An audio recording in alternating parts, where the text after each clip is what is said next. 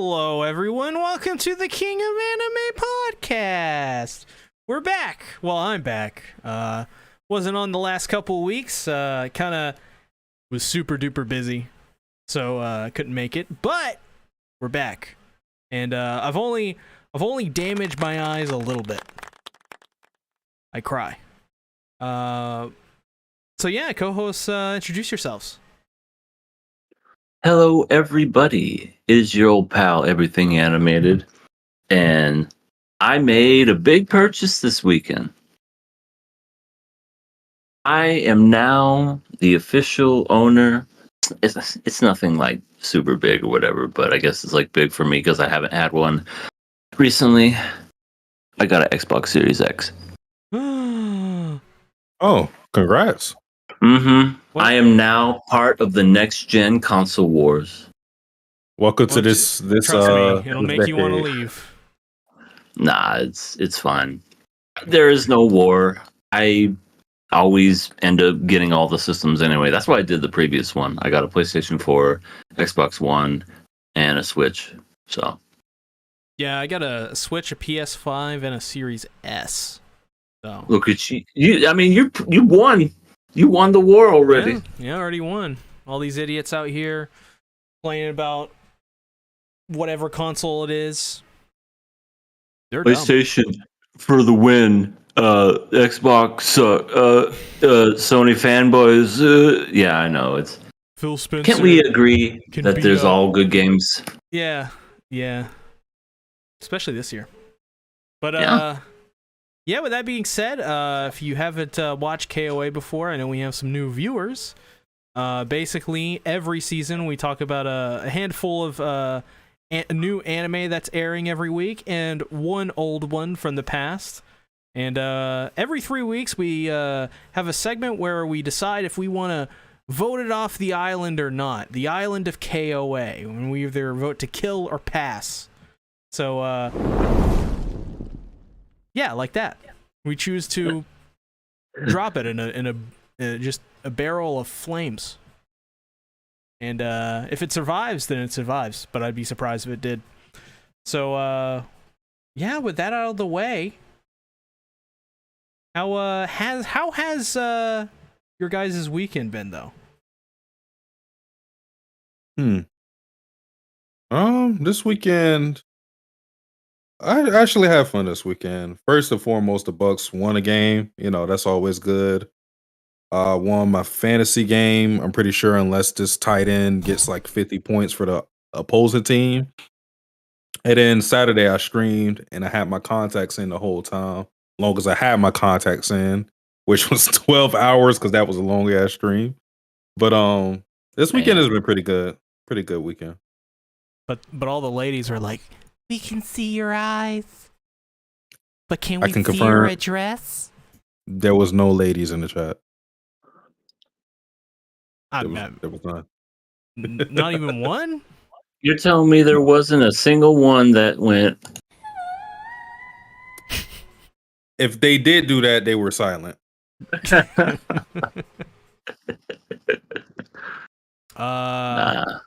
Decrepit Storm says, what up?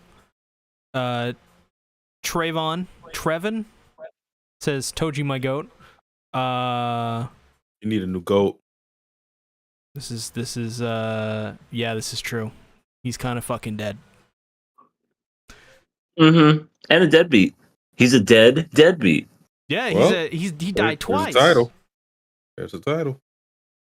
QRW6 says, what up, KOA? What a week we had for anime. The AOT aftermath continues, but it's back to business here. Yeah, I'm surprised there isn't more people complaining about AOT's ending or something, because you know how much people love to hate for, like, the stupidest reasons. It's actually kind of positive. Like, really positive.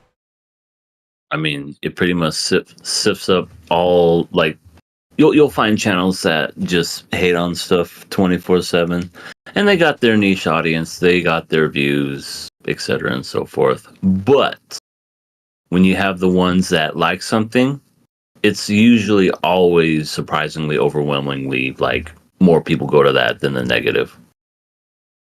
Yeah. Yeah. Also, I see Kenny's on the stream. Oh yeah, hello, Kenny. Yeah, that's good. Kenny, you gave us way too much money last time. Yeah, We my daughter was appreciated eating it. really good because of you. And if you also want to give more money, here is a shameless plug, a little Patreon for the Game Podcast. Oh my god. Just saying, if you would like to be a subscriber, it's only $1. And we have $1. quality content on there from Mr. Savage and I talking about our drunk stories. And then we, all three of us, had one about, Rebellion. Thank you. Madoka Magica Rebellion movie. Yeah, So, yeah, I mean, that was a fun one. It'll be wise to be a patron, just because we talk about things that we probably won't ever get to talk about on this format with this podcast, and then 2, you get a more focused type of view on a specific series. So, just saying. And Right. soon, the KOA OnlyFans, KOA After Dark. Soon. That's all they'll see when they go to the OnlyFans. they'll just be so disappointed. It's like, ooh, OnlyFans! I can't wait to see. Oh my god, what is that? Is that part of your body? These are just photoshops. But let's go ahead and let's get into our first topic of the evening. Let's talk about the news. News. Also, Adorable in the chat. Holy crap. We have royalty. Hey, We have Burb royalty in here. It's good. he is definitely a bird. This is true. I think one of our only bird viewers besides Lightning Eagle. They are the dueling birds. They are. One can shoot lightning though, so one is just a cute blue jay. kind of unfair. But so the first I think all these are my news topics. But the first one we have is Satoshi Kon's Paprika is streaming free on YouTube. So if you've never seen this, awesome. You now have no reason not to see it. It's free. Costs you nothing. Go watch it. It's a great film. One of his best, if not his best. To some people. Some people would disagree. Have you seen it, Sasuke? Yeah, because I got one excuse. I don't want to watch it. I don't want to watch it. I mean, I don't know what it is, so. Well, all I will say is that Christopher Nolan was hugely inspired from this anime when he made Inception. Like, if you watch Inception and then you watch this anime, you're like, he basically kind of stole it. It seems like he pretty much did. Like, have you ever seen Inception, any of you? Long time ago. I haven't seen Inception, but I kind of know a little bit of the plot. Yeah. Well, watch Paprika or Inception or either or, and you'll just be like, yeah, Christopher Nolan did kind of steal this because it's almost similar because of the whole dream stuff and going under dreams and machine that he used to go. Yeah, it's very cool and very trippy little anime movie. When is Christopher Nolan directing the next My Dress Up Darling season? He wouldn't be caught dead doing that. The dude makes IMAX films and is a huge fan of practical effects. I don't think he would be caught anywhere near an anime. I'd be surprised. But Mara's makeup. Yeah, what would that be like? It would be well. First of all, it would be shot in 70mm IMAX. That's what you could expect. Marin would have the greatest detail you could ever imagine when she would do a cosplay. Yeah, that would. And you also a lot of low trumpet sounds. The boing, boing. Oh, big announcement! Kenny apparently just joined a Patreon. So Holy shit! we have a total of 2 people now. 2? 2 people. That's enough to form a cult. Is it? Yeah. Let's take a look. Notification. There it is. Welcome aboard, Kenny. Appreciate you, Kenny. Salute to you. For those You have about those to become 2 a videos patron, on there. we salute you. For those about to become a patron, we salute you. We got to do another video soon. I don't know on what though.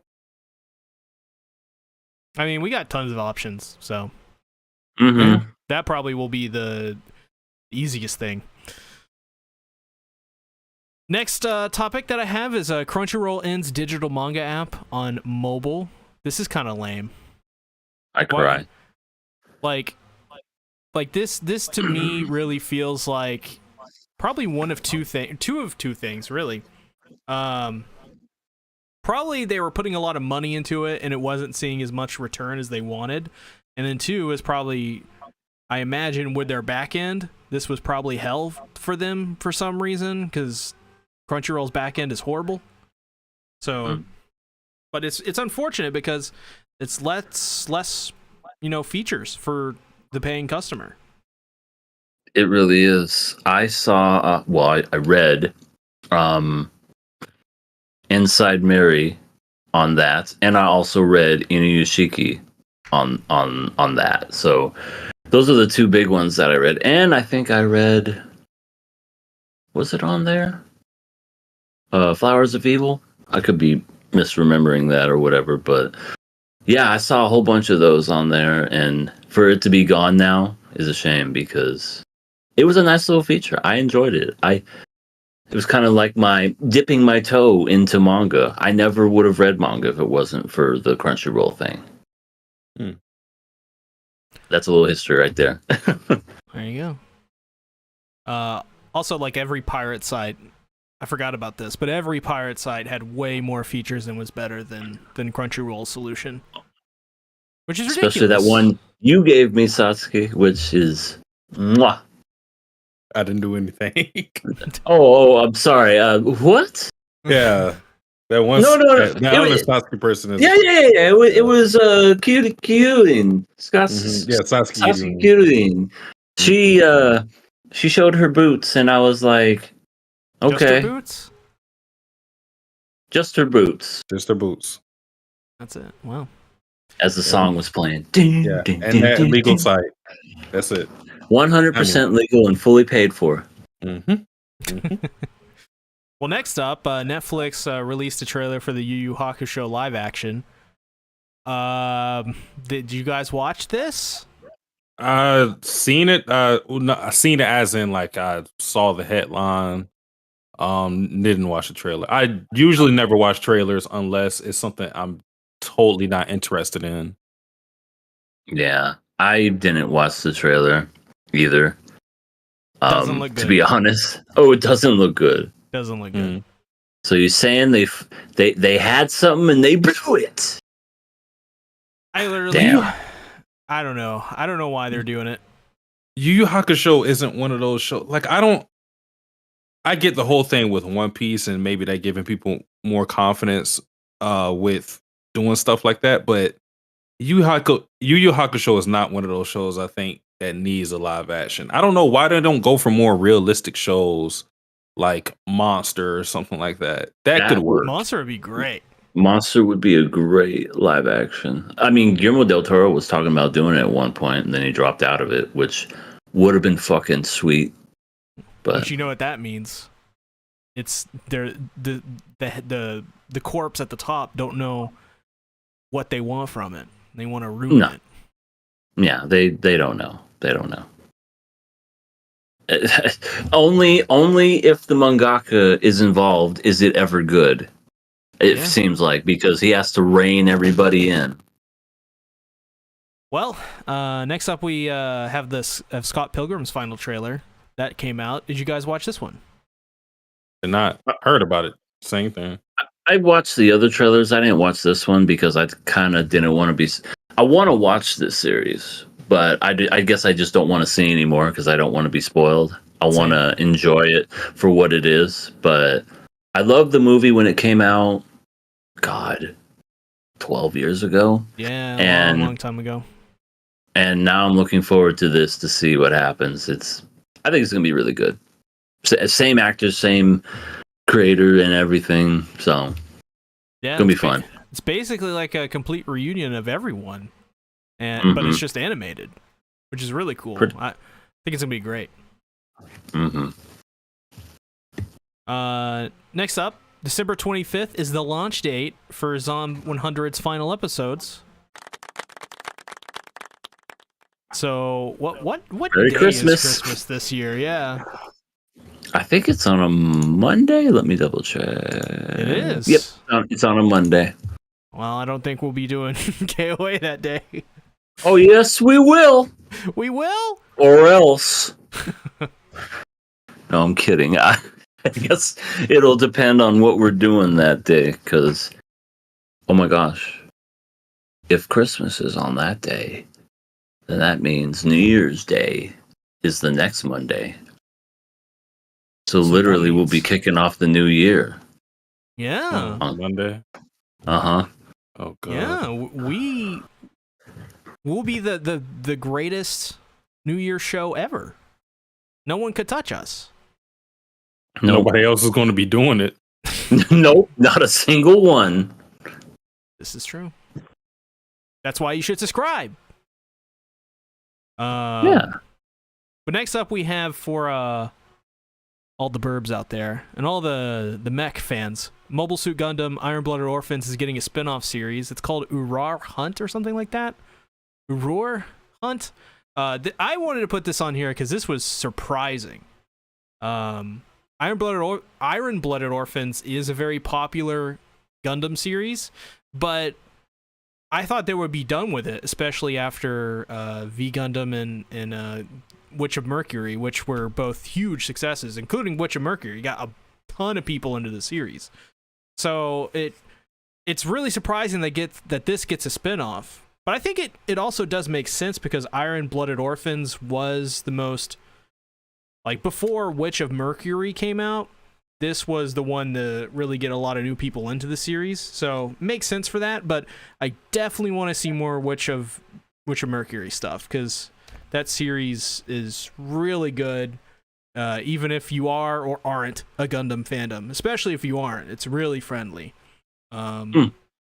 Doesn't even watch like a Gundam anime at certain times.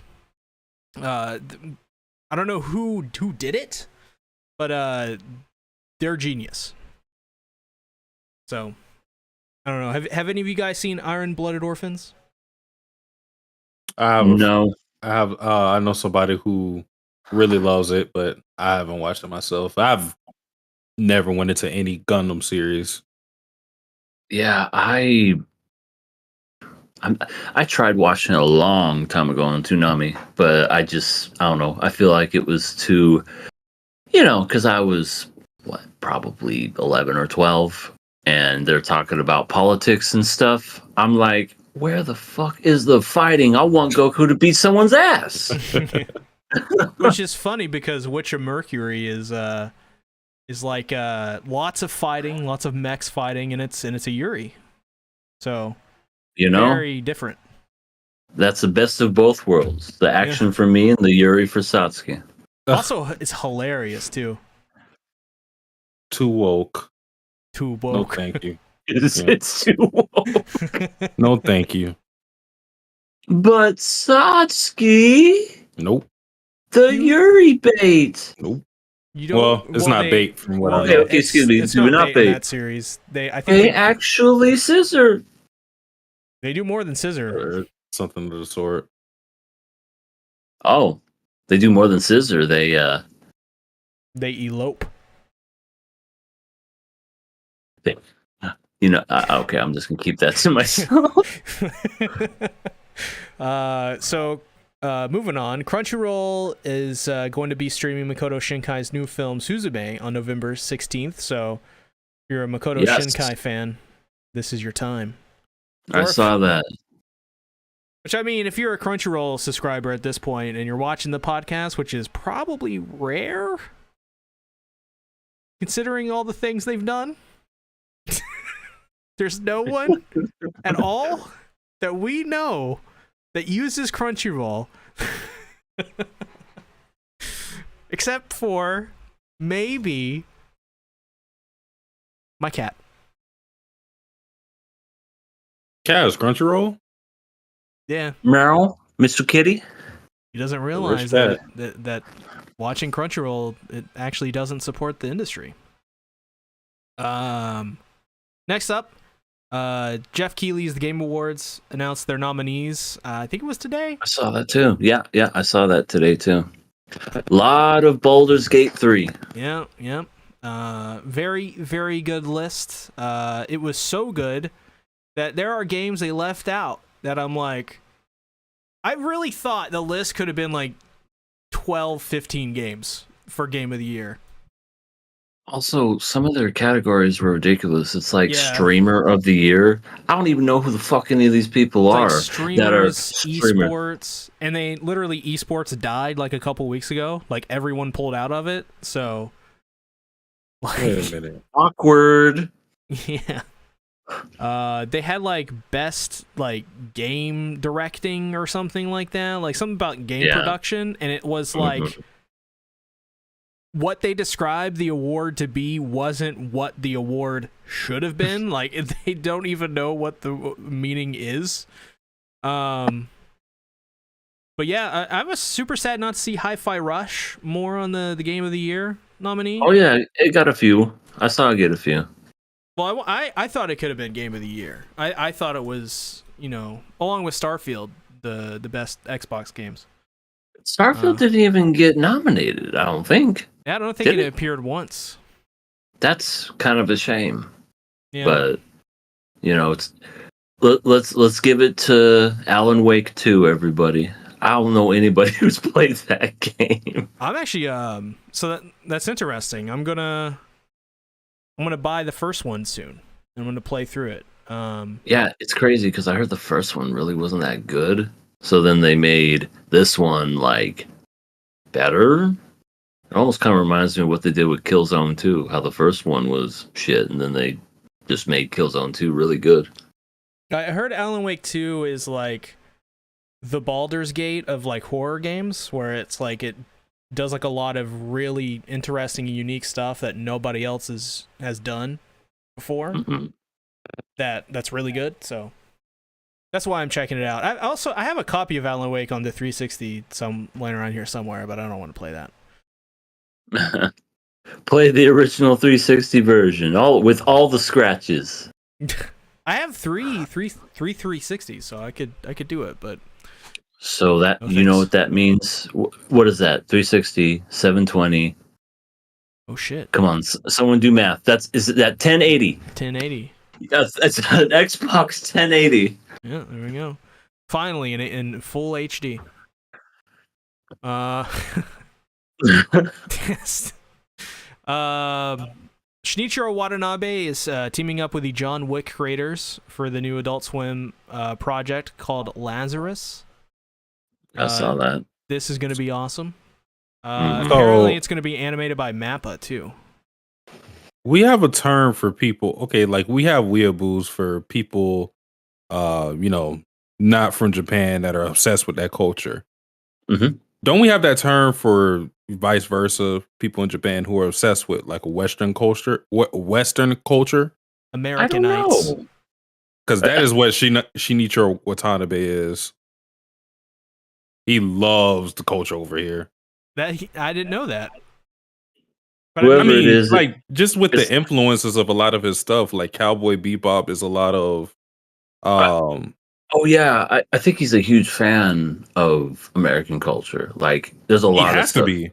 No, Cowboy Bebop is a lot of It's a Western. Well, no, I'm just saying like with the music, especially with the jazz, New York jazz. Yeah. With Carolyn Tuesday, that was a lot of hip hop influence. I mean, it had a lot of things in there, but it was also I would say Samurai Champloo was a lot more hip hop influence, and Carolyn Tuesday was all over the place in terms of the genres. But I mean, they had Denzel Curry, a rapper from Florida. on, rapping on there. So he definitely, at least just music wise, probably a lot of other media, movie stuff too. Did he direct Licorice Recoil too? I don't think he did. No, that doesn't sound like something he did. Okay. But he did Kids on a Slope, which was a huge music influence. That's another jazz one. But that was more like it was set in Japan, but it had the influence from America and all of this. He's actually gone on record when he was talking about Cowboy Bebop, where he said that the American dub outshined his original Japanese version, and he says that that's the more superior one. I can't say it word for word what he said, but I remember seeing that in an interview. I'm like, damn, that's how big the dub was, not just for us, but for him too. It was just, he really loved it. And that's saying something, because both are, in their own cultures, considered one of the best performances in anime. So that's got a VIP in the chat. Oh, Ellie, the VIP. Ellie's How you doing, Ellie? When did this He's already happen? threatening violence to one half of our patron Kenny. What gotta happens handle if that. Ellie becomes a patron? What does he get upgraded to? President? I don't know. What is he now?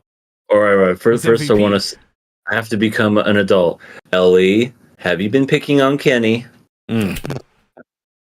Get him. What do we say to one another? Can't play nice. We gotta separate. Yeah. If you have nothing nice to say, don't say anything at all. That's right. That's right. Well, final news topic. Netflix and Production IG have announced a new Terminator anime spinoff. Long fucking time coming, let me tell you. Greatest decision Fox has ever made with Terminator right here, and since Terminator 2. We already got a Terminator though. Not an anime?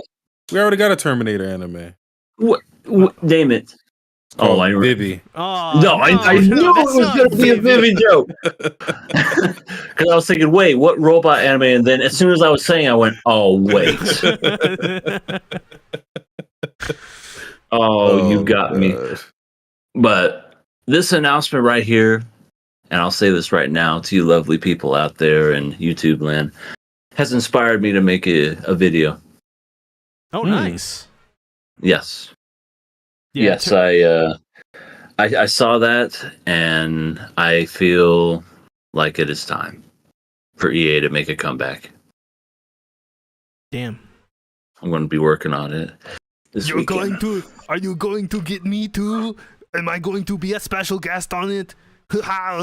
Me, you know me, Arnold, the Governator. I'm here. How many bench presses can you hit now, Arnold? Infinity. I can never stop. I've been doing it for the last 24 hours straight. It's very fantastic. I just kept going and it never stopped. I love it. It feels like I'm coming. Every time I go up, it's yeah. Oh, baby. That is, of course, my voice as Captain Masato. Evangelion, the parody. Oh, that's right, yeah. Yeah, but I'm excited for this. Terminator has had some good things in the past couple of years. What was Kenny timed out for? I think QRW6 got the wrong person. I think QRW6 was trying to get Ellie, or maybe he's just. Wait, now Ellie's gone. Maybe you put them both in timeout. Maybe you put them both in timeout. I don't know. Both. Wait, because I was like, "There's Kenny." Oh wait, now Ellie's gone. What the fuck just happened? What the fuck? Okay, so he did make a mistake with Kenny. He meant to mute Ellie. Oh man. Wait, why did he mute Ellie? I'm confused. Because Kenny asked him to mute Ellie. I cry. Well, damn. Damn. That's a That's the bummer. end of But our podcast. Arnold, Yep. what do you think about this? Get the podcast to me. Let me do it. I'm going to make it about pumping iron. I'll tell you one thing. Give me a cigar. Give me a lighter. It'll be fantastic. And everything will be great when I host. It'll be the Arnold of anime. No, the King of Arnold podcast. Be great. Oh my god. that video was insane. Yeah. Become a patron so you can get banned. Oh my god. Well, Become a Patreon so we could time you out. It's the new rage in all of YouTube. Some people do like to get punished. let's go ahead and talk about Gargantia. Gargantia on the bootiest planet. Why do you call it that, good sir? I don't know.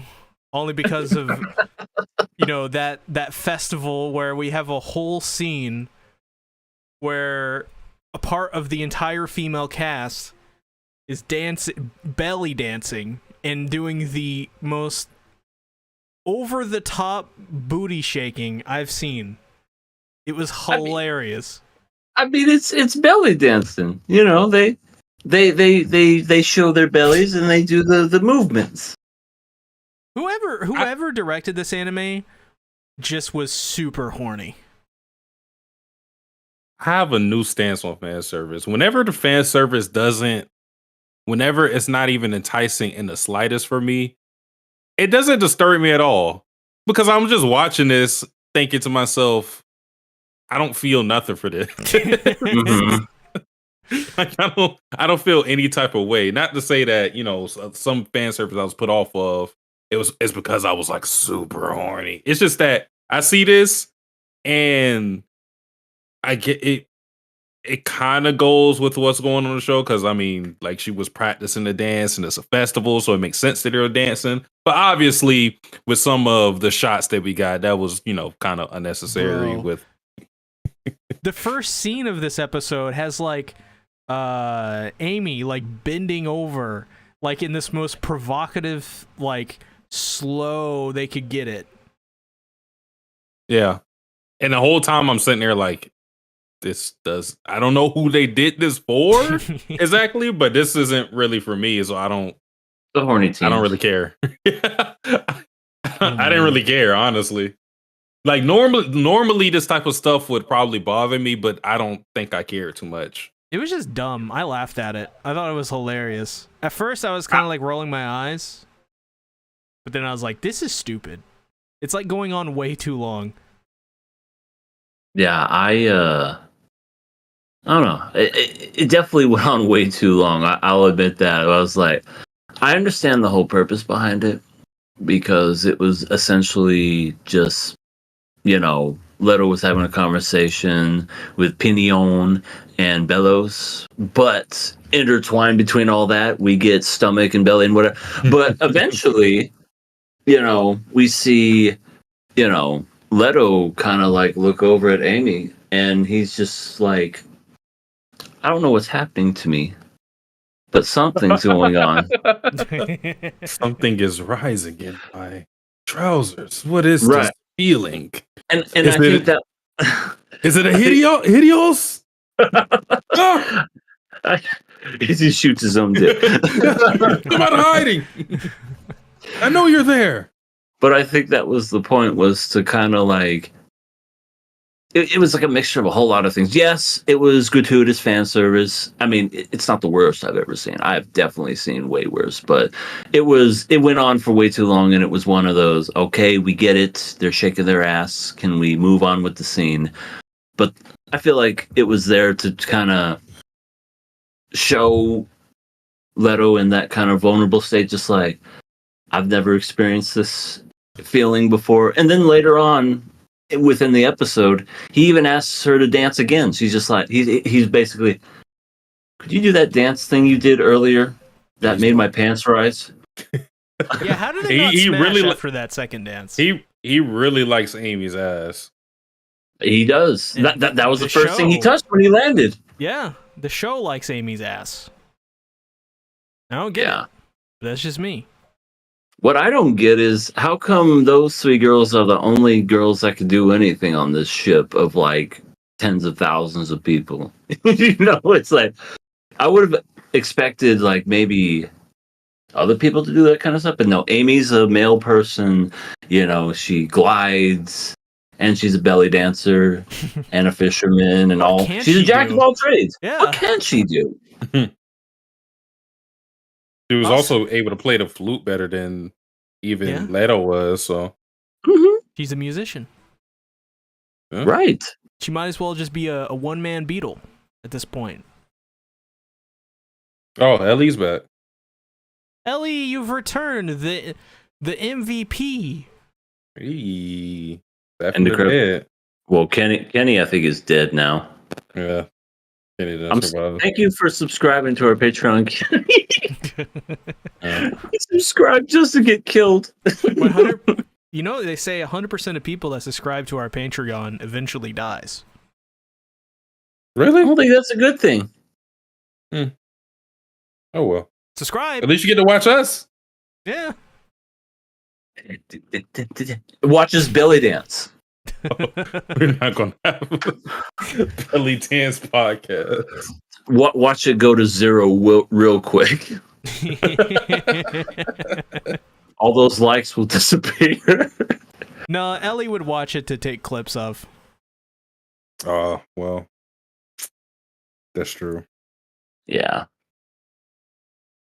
Well, the beginning of the episode was really just Leto struggling to spend his money because outside of he's still in the whole survivor mode thing, not really living life. So he's just thinking to himself he has an excess amount of money because the only thing he feels he should use money on are necessities, food, drinking, and that's it. He doesn't really know how to spend his money on food that he just may want to eat.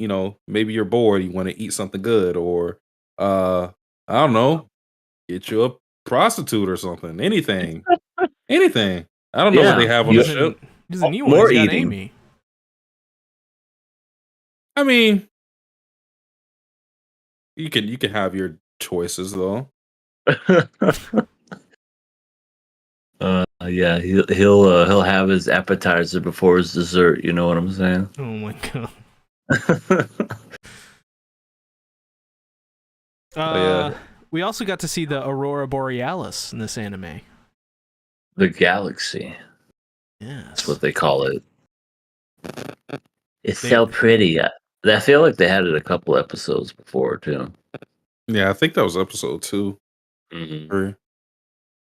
But yeah, with that scene, it was, Leto went into protector mode when the lightning struck it, and he immediately, they had their little romantic tension scene of her blushing. I mean, she was only wearing nothing. Yeah. Practically nothing. Yeah, but yeah, that was that scene. I love how Leto is in a ship and yet can't swim within a ship. How does that make sense? I just like the whole time he was in the Yumboro, he just believed that it was going to be the same technology as Chamber, which also I guess you can extrapolate that to the real world sense in which like technology kind of hinders your skills with certain things.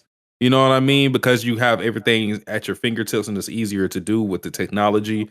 You aren't able to do things that people may have to like work with. Like, for example, let's say like my parents or whatever had a typewriter. And then they evolved into a computer, but then I just typed on my phone. Now I'm kind of crippled because I got autocorrect. They probably know how to spell because they can't really make mistakes because they were on typewriters, and now they're on keyboards, so they will be more skilled with that type of stuff. And it's kind of like that with Leto because he isn't necessarily skilled he's skilled with Chamber, but he isn't skilled with all of these mechs. So, yeah, he was down bad when he went into it. He's like, yeah, I know how to do this. Thinks immediately. I guess we're help.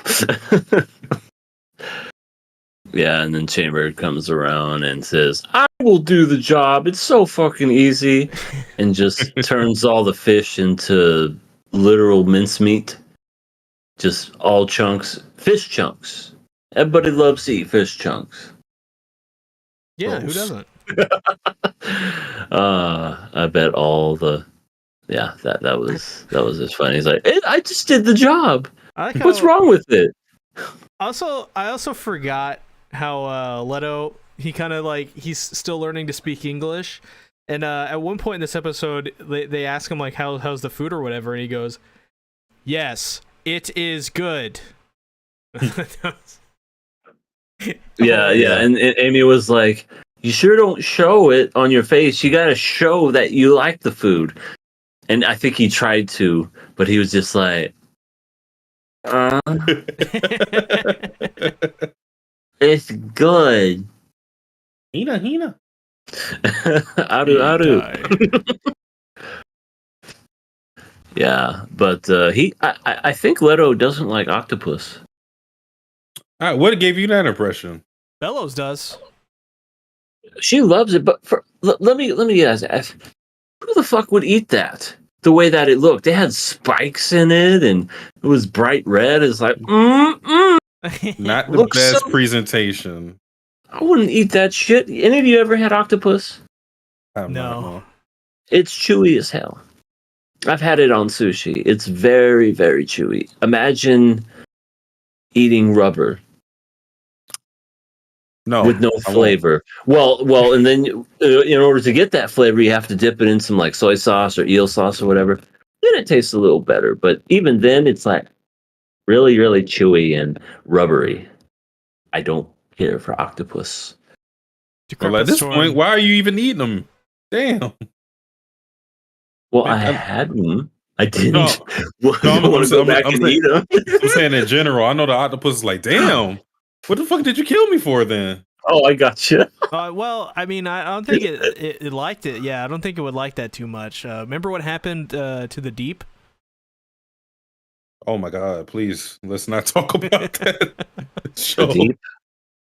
He's talking about the boys. Yeah. Oh. I thought you were talking about the ocean. I'm like, the deep ocean, but the deep. Yeah, no. Decrepit Storm says, arigato umai. Umai.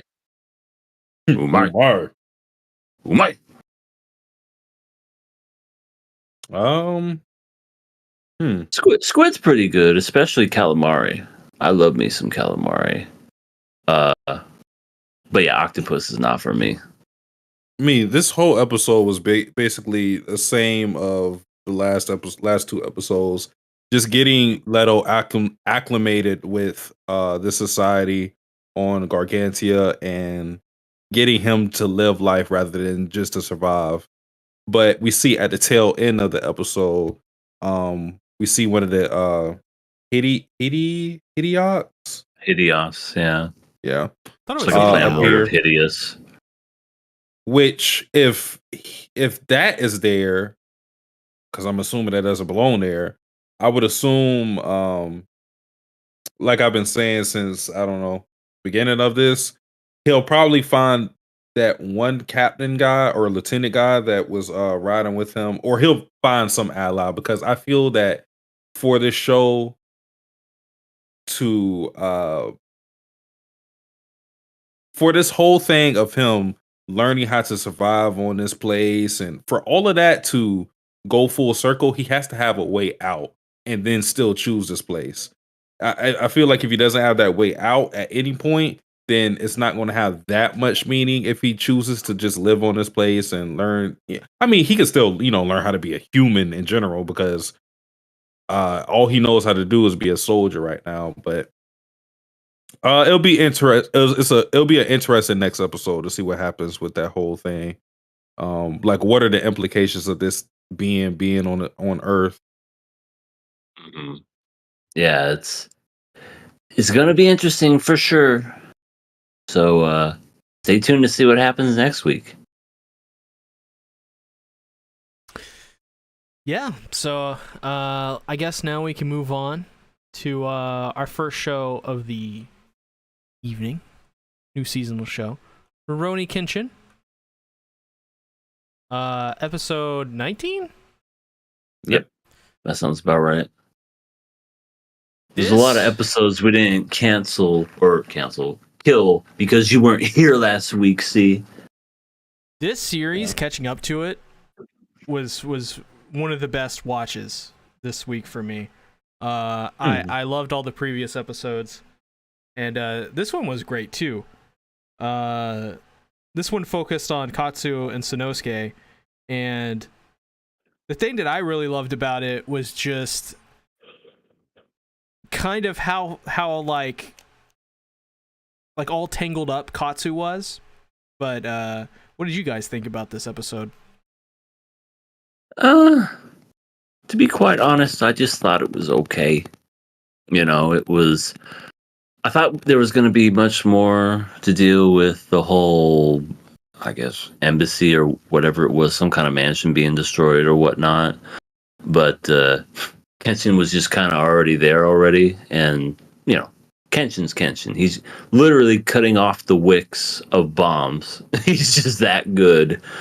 But there was that. I did enjoy what happened later with Sanosuke and Katsu and their conversation, but I felt like the majority of the episode focused on them kind of like getting over their ideals.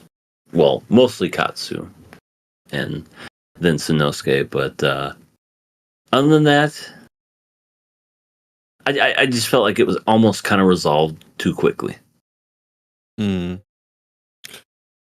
See, I think the reason why it was resolved that quickly though is because if Katsu would have went any further, which I mean, any further in that instance would be him actually killing somebody or succeeding a little with his plan and destroying that building, and I mean that will mark him as a terrorist.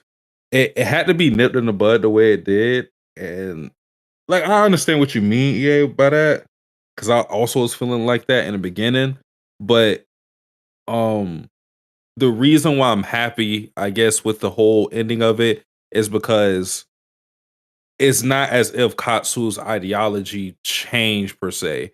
He still hates the government. It's just that he's going about it in a different way.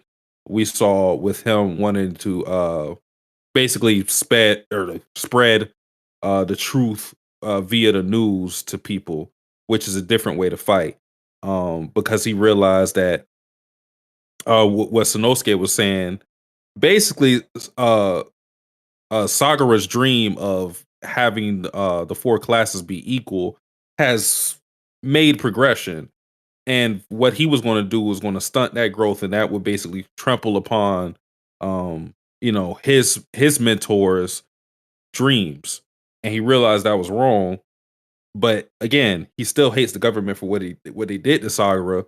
So like I said, instead he wants to fight it via the news, the media.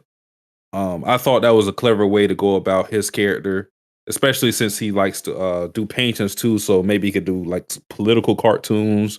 Who knows? The satire cartoons. Yeah, he could do a lot of different things with that, with his skill set.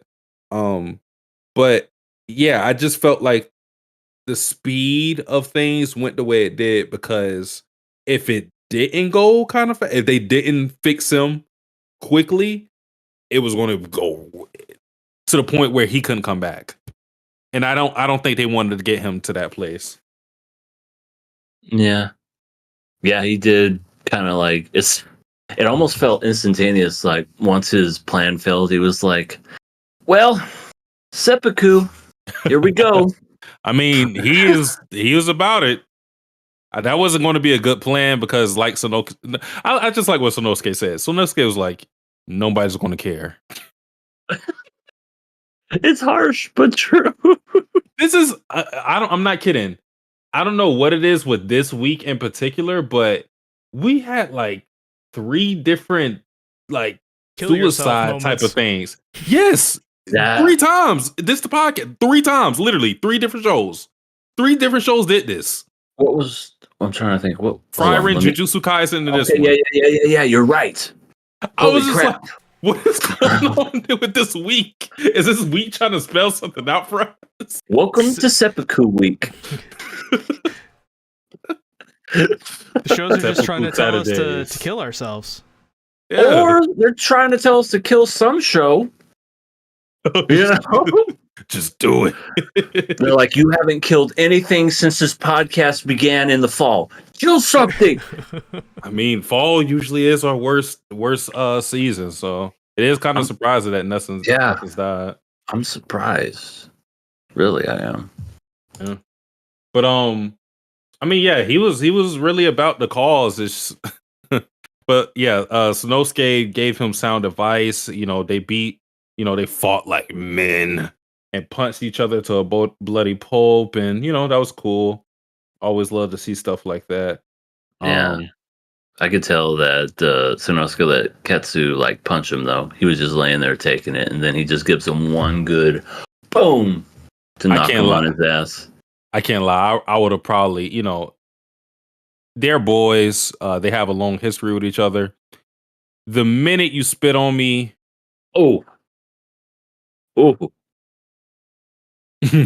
yeah. That's to me. This is for me. People may feel different. People may feel the same. I mean this with 100% certainty. I would rather you punch me in the face than spit on me. I feel like my relationship with somebody would be much better if they punch me in the face rather than spit on me. Spitting on somebody requires the utmost dismissal of their presence. Punching someone in the face, you at least hate them enough to punch them. Spitting on someone means that you think they're scum of the earth. You don't just, you know what I mean? You don't do that. That's one thing you never do. No, I agree. You spit on somebody, that's like the most vile, lowest thing you could possibly do. I mean, that's why they do it in wrestling, where if a heel like will spit on the baby face, that's like they could hit him, they could do whatever. They spit on him, oh, that's it. Yeah, they're getting it. Yeah. Oh, that moment, I was just like, I don't know, Sanosuke.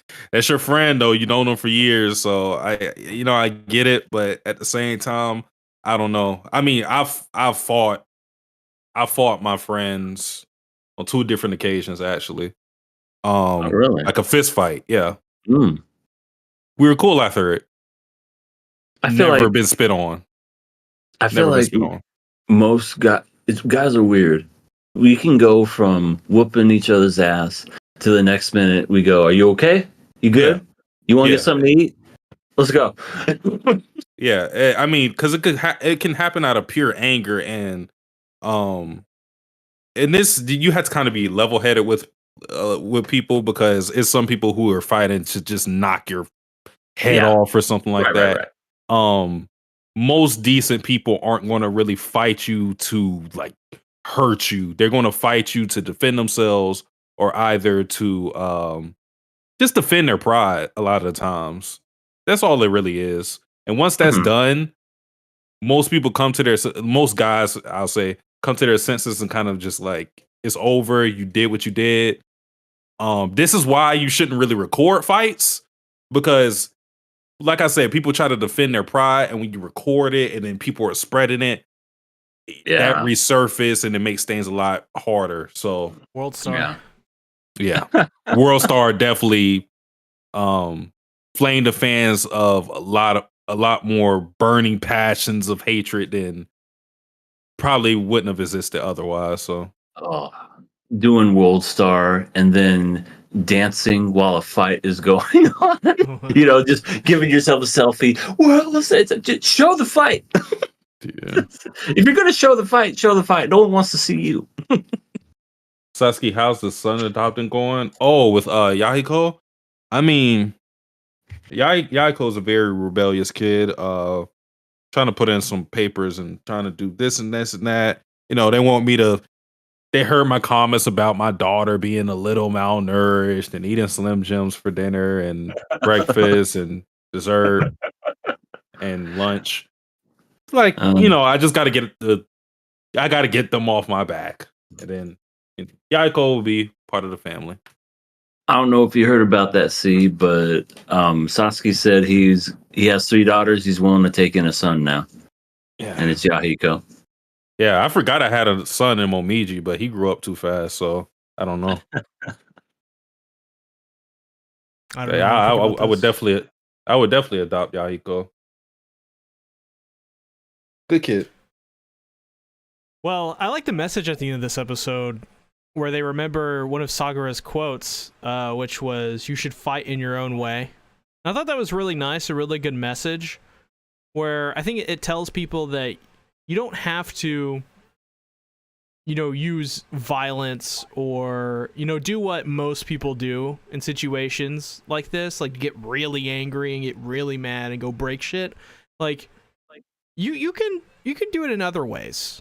You can do it in small but effective ways because you're just one person, right? Mm-hmm. One person can change so little, but it's that little change that over time adds up quite a bit. So I like the message that it kind of gives to the viewer and the audience of like it really promotes like actually like thinking for yourself and being smart and not just doing what other people are doing and actually making a meaningful impact in some degree. Which is, let me tell you, sorely needed these days. So it's nice to see stuff like that. Boy, howdy, is it? Twitter is a Twitter hashtag is not useful. So, and also firebombing something. Listen to me because I'm an alpha male. Do what I say to get the ladies. What are you talking about, bro? You got to get on your grind set, bro. You can't show them any weakness. None whatsoever. Weakness, bro. You can't be a fucking beta, bro. You gotta eat your fucking protein every day, bro. Wait, do I have my protein? Wait, hold on. Oh, he's got to get his protein. He's got to be on that grind set, bro. Get that creatine, bro. Sometimes you just take it, don't even mix it with any water. You just scoop it right up in your mouth. Oh, that's right, there bro. It is. What flavor is that? Banana. Ooh, vanilla. I mean, man. Oh, that's right. Yeah. Beef. Yeah. Beef. we going hard. This is how men talk, is with the really deep voice, like Cookie Monster. Bro, I was. To be honest, I don't even really drink this. Usually, I just drink like the blood of the carcass I usually kill. Huh? On the hunt. Yeah, bro, that's right. You don't need that shit.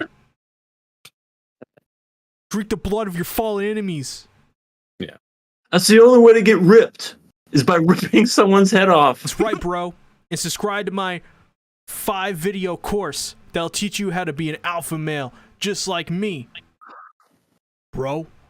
Speaking of ripping the people's heads off, did y'all see that Mortal Kombat fatality? The Thanksgiving one? I want to say which one. I don't think I've seen the Thanksgiving one. It is so gross. I mean, that's the purpose. When they made the jump to 4K, they got very gross. They got really, really bad on that one. But this is Mortal Kombat, so that's the point. Yep, exactly. Ellie says, "That's right, Ellie. Alpha males now." That's right, Ellie. Get 6-pack. Bro. Look at this hair. It's on my chest. That's called man chest. That's right, bro. You know what? We should all be showing off our man chests, bro. Get some cleavage going on, bro. Squish them together and make a titty. Oh, I'm sorry. But what were we talking about? Kenshin. Oh yeah, nothing more manly than Kenshin.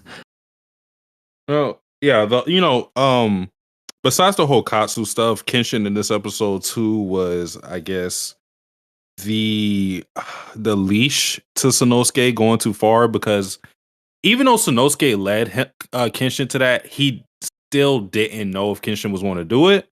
So, because he asked Kenshin, you know, what would he have done if he actually went through with it? Because he was fully prepared to actually go through what Katsu said, just because of obligation for Sagura and his relationship to Katsu.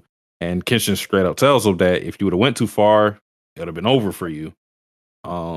Which the reason he said that is because he wants to respect his ideals, and he respects Sanosuke so much that he wouldn't hold back in trying to stop him if he went all the way with trying to achieve his goals. So that just shows you how deep their relationship is, and just how better they've gotten as friends. Yeah. Nothing more heartwarming than knowing if you went ahead and went and tried to overthrow the government, someone will cut your head off. Yeah, if you turn into a blue beta cuck, EA, I will kill you. Oh, you're so sweet. I'd do the same to you, buddy. And see, I'll just let him go. I don't need helping, bro. I'm an alpha, See? bro. He's already gone. I can't help it. I'm going to do push-ups right now, 800 push-ups. I already did my 799 All right. off podcast, but I'll do my last one. Here we go. 1. What is happening? 1.5. This is the internet. This is why we go on the internet, is to see this. God. Oh. EA's dying. Satsuki's he looks like he's fine.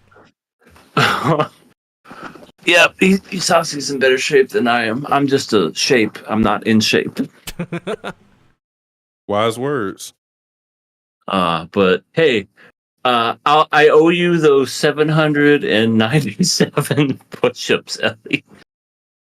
I don't even feel like sitting in my chair anymore. I'm just do the podcast like this. Damn. Let's have some girl talk, some pillow talk, right? Wait, no, not pillow talk. What's it called? I think girl talk or boys talk. Oh, okay. All right, I got my pillow too. Summer party. All right, so is that the cushion Sasuke, you sit on? So Sasuke, tell me about the girl you like. Well,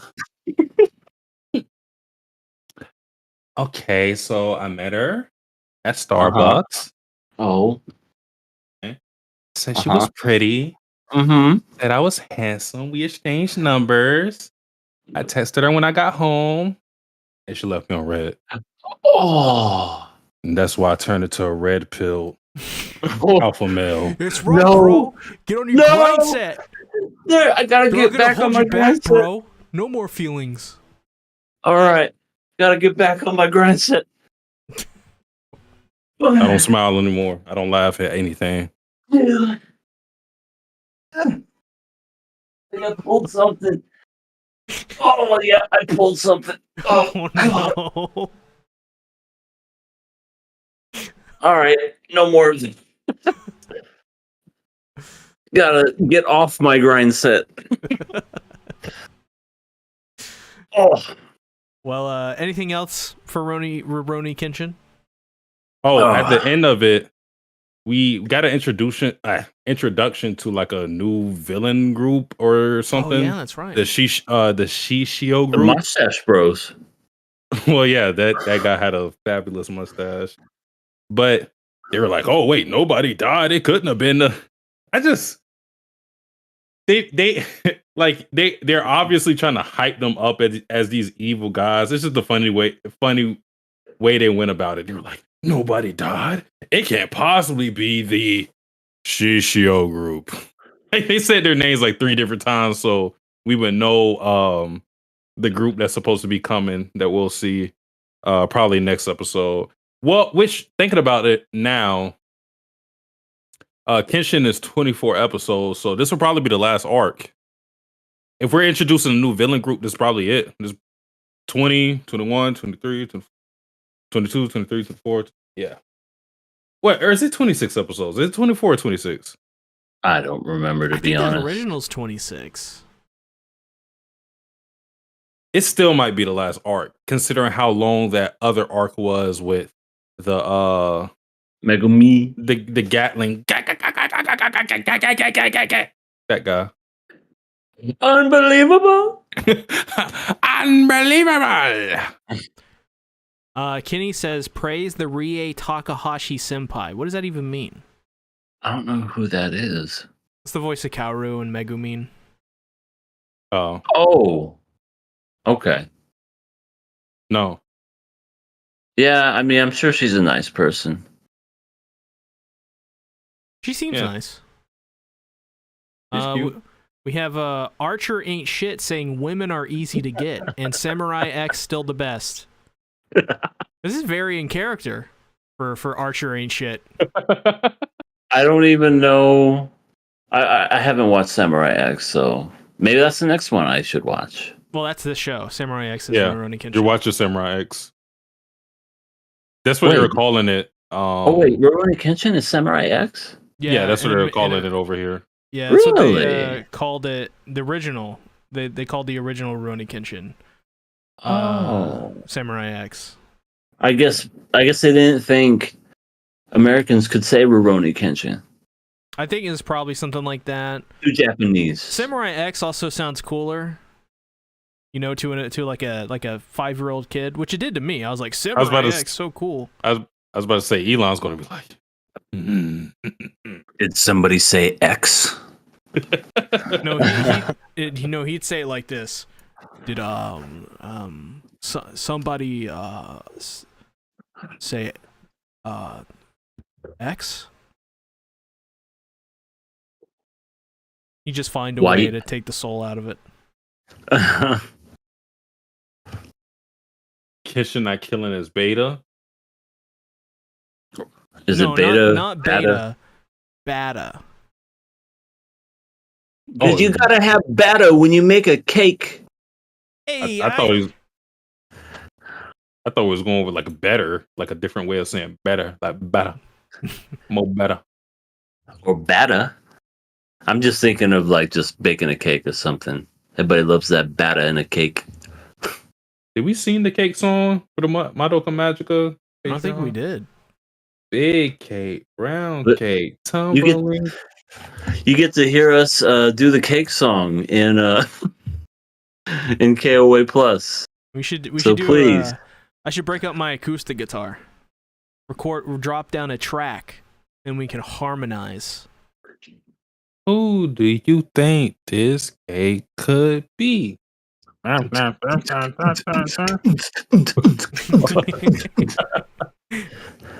it's not me. I'm the juicy apple in this story. And yes, Kenny, you're right. Please join if you want to get banned. It's a smart promotional tactic, in my opinion. I mean, come on. You know how many people would join just to get banned? People love to get punished. Hundreds. Yeah. Literally hundreds. Yeah. Well, now let's move on to our next episode. Jujutsu Kaisen. Episode 16, I think. I think 16. Let me look. It is... I think so, yeah. I do believe it's 16. Yeah, 16. Decrepit Storm says, I didn't get banned, I want my money back. Don't worry, it's coming.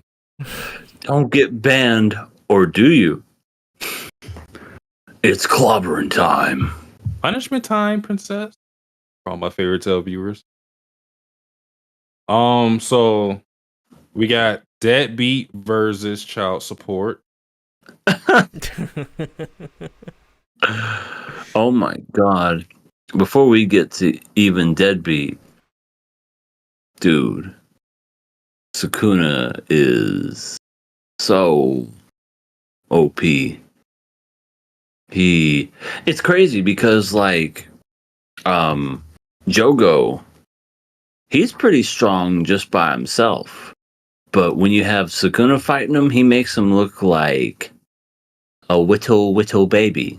It's just literally owning his ass. And oh my goodness, I love that fight. I love the animation. I always love the animation. They're doing great stuff with it.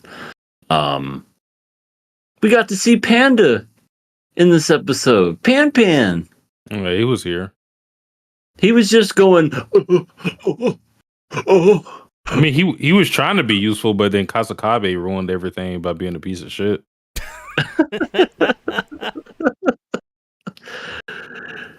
Oh yeah. Like on a serious note, like these are sorcerers, and their whole job is to save people, and he's knowingly hindering them from trying to find Gojo. Mind you, he doesn't know the situation.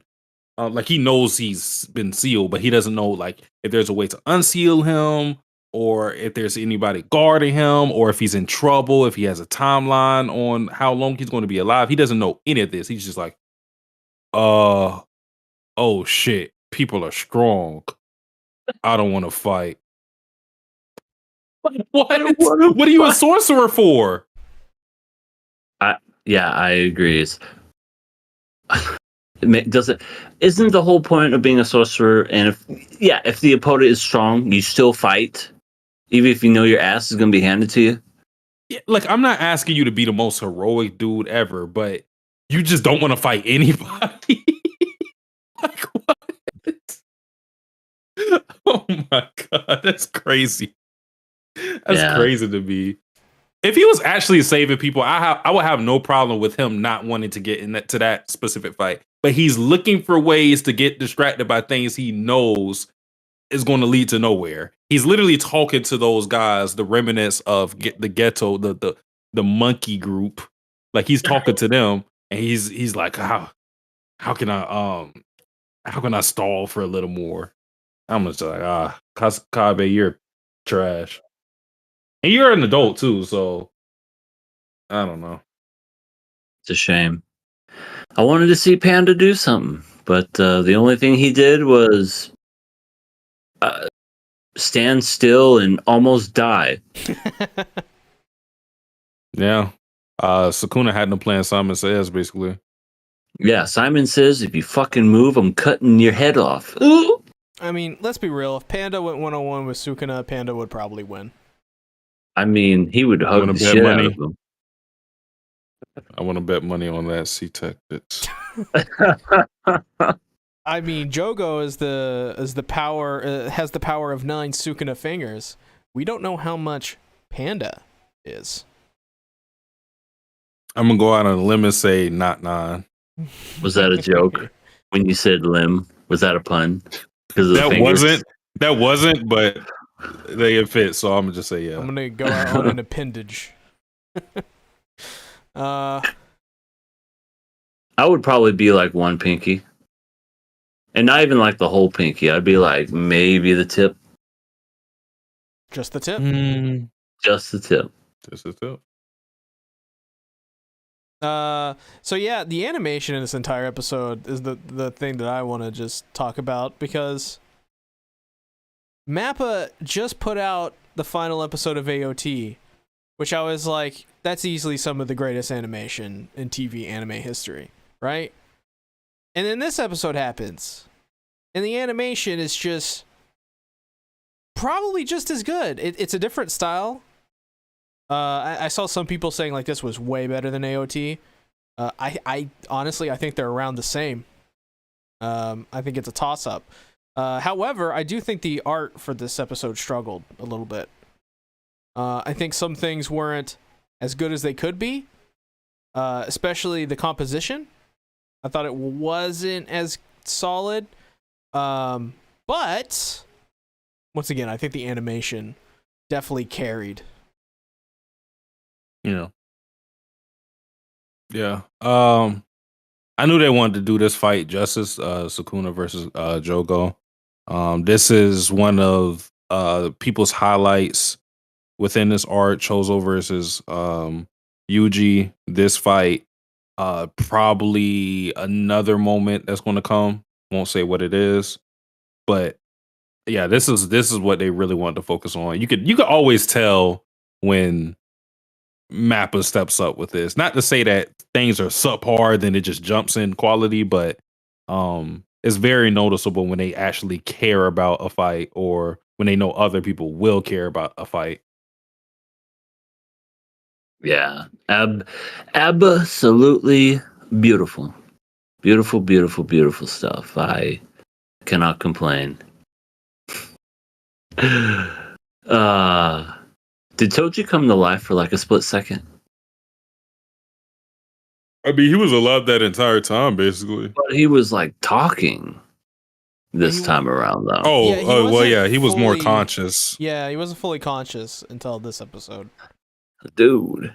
Well, first of all, the fact that Megumin was able to, I wouldn't say hold his own, because he was literally struggling to live that whole time. Yeah. But he was dodging his moves. He came inches away from that thing piercing his face, and yeah, he was holding his own, escaping. Though all it took was for what was it that triggered his memory? Because it seemed like he was in a stance, or maybe he saw something. I think it's like, when their eyes met. That's right. It's like, are you a Zenny? Well, no, Zenny. It was just the fact that Megumi was actually close to hitting him, because that triggered the memory in which he was talking about how talented Megumi was. Okay. Right. You're right. That's what it was. Yeah, he came really close. I don't think Toji, to his knowledge, there was nobody who could hit him other than Gojo. So the fact that he was even remotely close kind of made him think to himself, like, what the fuck? What was this? He's like, do I have a son? Right, and then that's what he says. This is my boy. I have a son. He's like Darth Vader and How It Should Have Ended. Look, everyone, I have a son. I have a son. You ever seen that? I have not. Oh, it's hilarious. How It Should Have Ended. Star Wars. I forget which one they were doing. I think it may have been The Empire Strikes Back. And it was like, search your feelings. Luke Skywalker is a... Wait a minute. You telling me I have a son? No, I didn't say that. I have a son. And then Darth Vader goes around going, look, everybody, I have a son. It's just so goofy and funny. But that's what it kind of reminded me of. It's like, Toji's like, I have a son? Oh my God. I love it. And the minute he realizes that, he's like, hey, what? He asks him, like, he's like, what are you? Who are you? He's like, I forgot his name that he's using now. The surname he's using now, but he was like, not a Zany? Cool. That's all it took. He's just like, well, I don't want to pay back all this years of child support, so later. In the process, though, Mai's like, what the fuck? That was my playful cloud. That is true. I didn't think about that. He did do that with her weapon. Well, it's not hers, but she's been using it for the majority of the time, so. Yep. It's good and dead now. She won't ever use that again. Yeah, it's all icky. And covered in goo. Yeah. Well, how do you guys feel about that resolution? Because I have my opinions on it, but I want to hear you guys' opinions on that whole resolution of Toji's character with Megumi. I feel like it's got to lead somewhere, but I don't know where.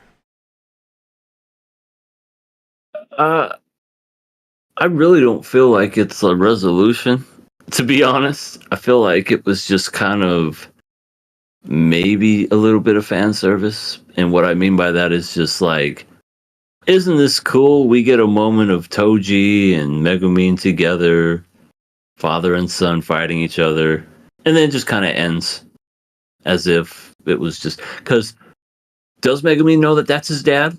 No. So then there was really no purpose. Like, it could be some random fucking dude that would have done the exact same thing and said, are you... and then kills himself. You know, there's really... He's not that much closer to his dad. He didn't know that he was his dad. So ultimately, in the end, it was cool fight scenes. Cool. But... I get that Toji was pretty much already dead anyway. No, not pretty much. He was already dead. But I don't know. I felt like it could have been a little more, like, emotional wise. Like, obviously, you don't have to have a sappy, let's throw the fucking baseball around to catch up on missed times or anything like that. But at least something. Like, it just felt like it was there. It's over now. What's going to come of it? I agree with Z. I have no idea. But if something doesn't come of that, I feel like it was kind of a waste in a way. Yeah. I mean, I'm of pretty much similar mindset. Well, here's the thing. I was never a big fan of Toji. Like, like because people love Toji, so like that's a really Daddy controversial Toji. take. Yeah, somebody's daddy, not my daddy. My dad takes care of me. But Toji, he was never a character I really cared about because he doesn't really give me much in terms of characterization.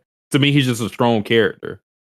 And that's about it. And you can be a strong character and still be captivating in your own way. I kind of want to put Sukuna in that category, but he has other things going for him other than him being a strong character, honestly. But no, even Hanami has something. I don't know. Most people in Jujutsu Kaisen, if you respect them for their strength, they usually have something else going for them personality wise that you like. I guess Toji's his appeal is how he fights with no cursed energy, and then you can also kind of relate him to Maki and see the potential in Maki through him. Like, oh, because I think even Megami says in this episode he's a fully realized Maki or something to that effect. He said something like that. But point is, I never cared about Toji already in the first place. And then you have this moment where he dies after seeing that Megami doesn't I guess he doesn't consider himself a part of the Zanin family. That's good for his character. It just shows you how much he distanced himself from that family. But that's something that we already known about him. I guess you can kind of say the added on characterization is the fact that he's happy that his child didn't follow that mold despite what he did to him.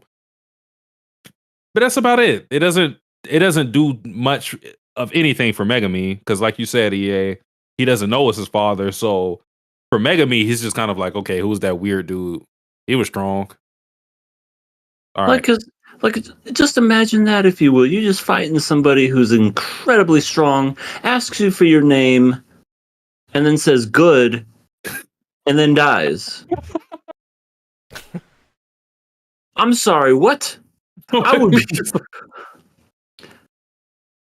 Okay. I would literally be like, did I do something? Did I say something to offend this guy? What the fuck just happened? Did I beat him? Am I super? What? Huh? At that point, I would think, I must be Gocho. Oh my god! I'm the fucking strongest kid. Like, you just go on thinking, I just killed that guy without even doing anything. Now, I'm gonna walk my happy ass over to Sukuna, flick him on his forehead, and go, bitch. Hey, great. I'm not a zany. What the fuck's a zany? Right, and he just chops him in half like nothing. Doesn't even feel his own death, but in the afterlife, he'd be like, it wasn't me. It wasn't me that killed that guy. Oh my god. I do gotta give Megami respect that I didn't give him reading this in a manga because he actually did a lot. I'm not just talking about the fight itself. I just mean in the totality of his appearance, because he popped up and was basically going to save everybody's asses with creating a domain, and giving them a way out and giving them a more level playing field with fighting Agon. Agon? I think this is Dagon. Oh yeah. And then he fought Toji, and then he fought Haruta. So it's like he fought 2 top tiers and then another strong guy, all in like within what 10 minutes probably. Mm-hmm. Yeah, he was going through hell. Then the dude cuts him in the back when he's not looking. I Yeah. hate that guy with a passion. I thought he was dead. Nanami didn't punch him hard enough. Yeah, I guess not.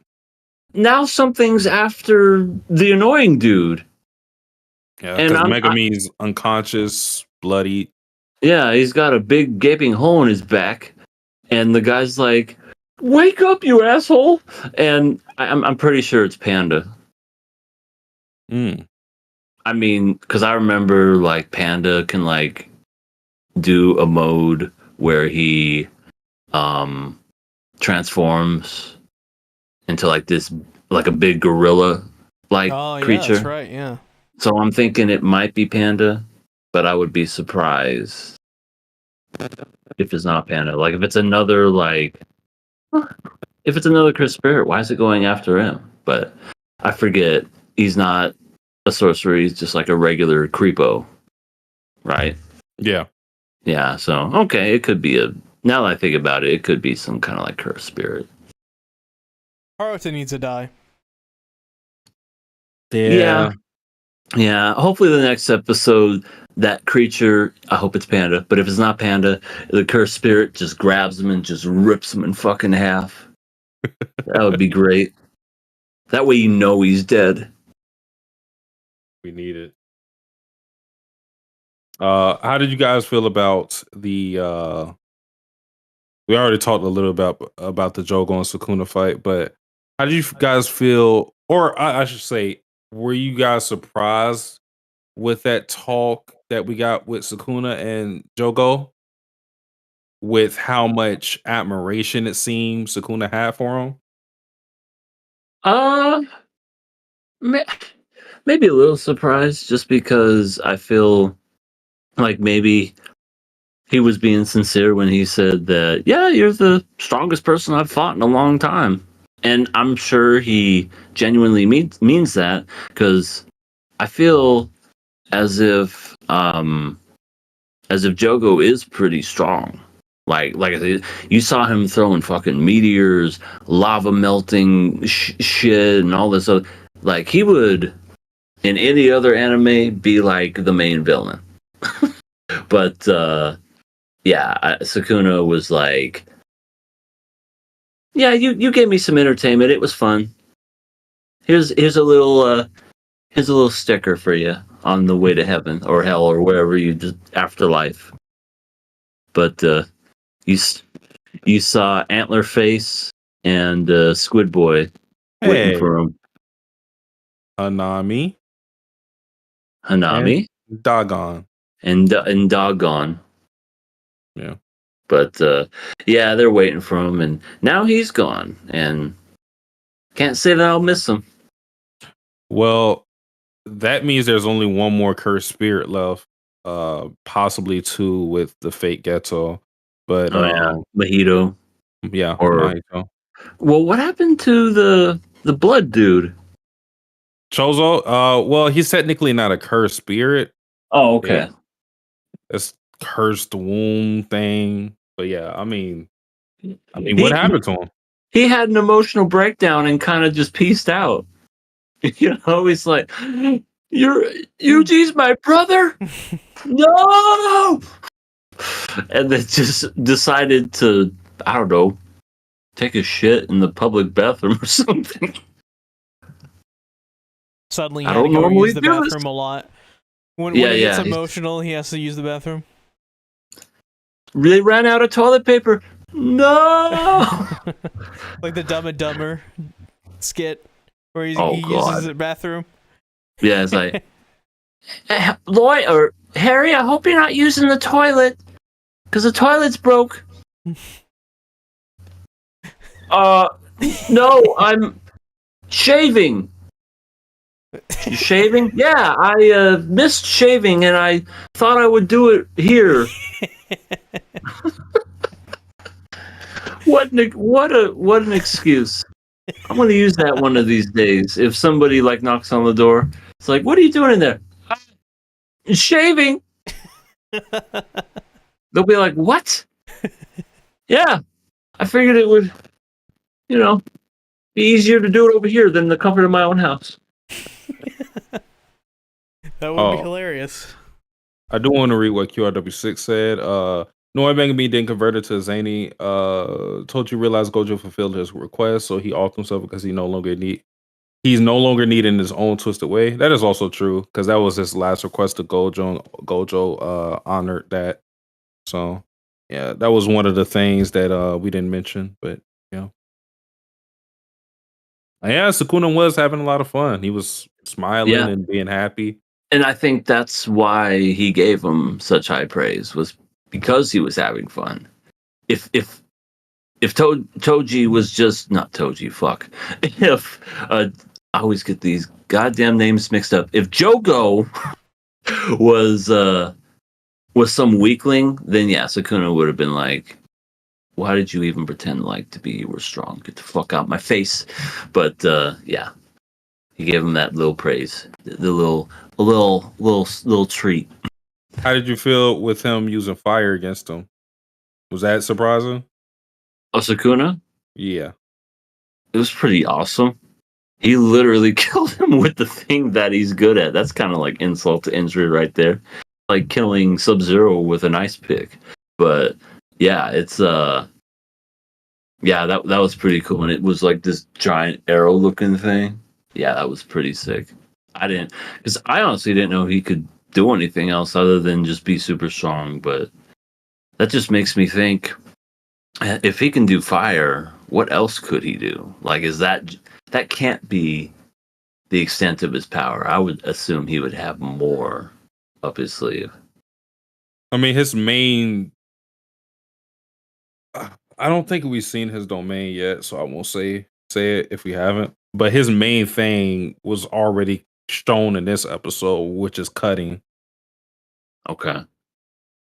Because you see, like, when the flames are cutting, he's like, there's literally a scene where it's almost like a cross is behind him because he cuts it horizontally and diagonally. So he cuts everything. Yeah. Sukuna revealed he has more cards than slicing. Yeah. Hey, look at what I got here. Yeah, there's a couple of things in this bag. Now, the way that the show or this episode ended, who is that girl? Who's the white-haired lady? Or is it a guy? Is it a guy or girl? I'm sorry. Well, I don't know if it's a guy or a girl. It's Urame, and I think she's voiced by the same VA as Yelena in AOT. But she was just like she was there. giving herself to Sukuna. Wait, no, not like that. But like basically just her allegiance, and Sukuna was like, "Hey, long time no see, girl. How's it been?" So it's like he knows her. I just don't know what she does. Well, serves crave for Sukuna. I swear to God, if there's a scene where she gives him a bowl of cereal, I'm gonna piss myself. Decrepit Storm said she briefly appeared in season 1. I must have been extremely brief because I don't even know who she is. I know I've seen her design before. I don't know if it's because I read the manga or not, but maybe it was season 1. But I do remember her. So. Yeah, they were there. I think they were on the beach with the other curses. Oh, must have been sunbathing or something. It was brief. She's just there with the little things. Well, to be quite honest, I don't think the gender of Urame has ever been stated, so I don't know if that's a dude or listen, in situations where I don't know, I'm just gonna assume it's a dude. Okay. I've been fooled too many times. I just go off the voice and I just assume it's a lady's voice, but I guess we'll find out next week when when they do one of these. Hey, I don't think Urame is going to do that, but You never know. Sukuna, been locked up for thousands of years. He's probably all pent up. Right. Just saying. Just saying. It's like, baby, I got 15 fingers inside me. I'm ready. That sounds even worse. I'm gonna stop while I'm ahead. Yeah. That could easily get worse. I just thought of things. Any final thoughts in this episode? No, not really. Excited to see what that thing at the end is with attacking Haruto. She looks like her hair looks like those snow cones, and you start putting like flavors inside it. It Get a does. syrup. Yeah, that's the syrup right there. That's the cherry syrup. Well, it is now time to move on to So No French Fry. Okay. Episode 10. Oh, you talking about Frieren? Yeah. Her name is now Dude. French Fry. Well, no. She needs to have respect on her damn name. I thought she was a badass before these past couple episodes, but this one takes the cake. Kill yourself. Oh, Dude, that meme. That scene became a meme. well, that was just so unbelievable. Like, essentially, first of all, I'm going to say, Satsuki, you called it when you said that she was suppressing her mana, and she's just going to be way, way stronger, and sure enough.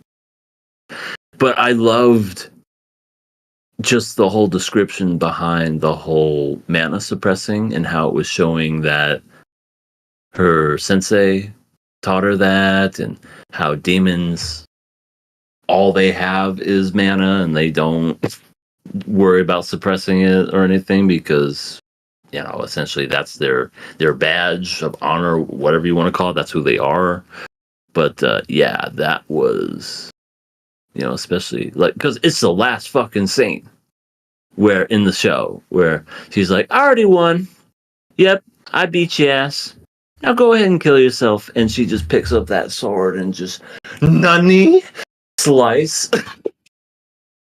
I love the detail how before all these demons die, they all like say something that like is totally out of character because they learn to fool humans that way. Yep. Yeah, that too was also awesome too, because we saw in the previous episode those other two demons got and now they were dead, dying from the apprentices and Fern and also Stark. That's right, that was who it is, Stark. But yeah, pretty cool episode. I'm pleasantly surprised with Frieren and how much I look forward to this show every week. Madhouse is back. Madhouse. They take their time with shit, but when they pick something they really like animating, they go all out. Yep, that is true. I want to bring up something. I watched this in my Discord server, and some of the things they said was that Adoraburb said he was really surprised that they had the Roman Empire as like in the flashback with Flame or whatever. Because he noticed how fantasy always has usually set in that one setting, right? We all know what fantasy is set in. So to have like the past version of this fantasy setting be like the Roman Empire is really interesting.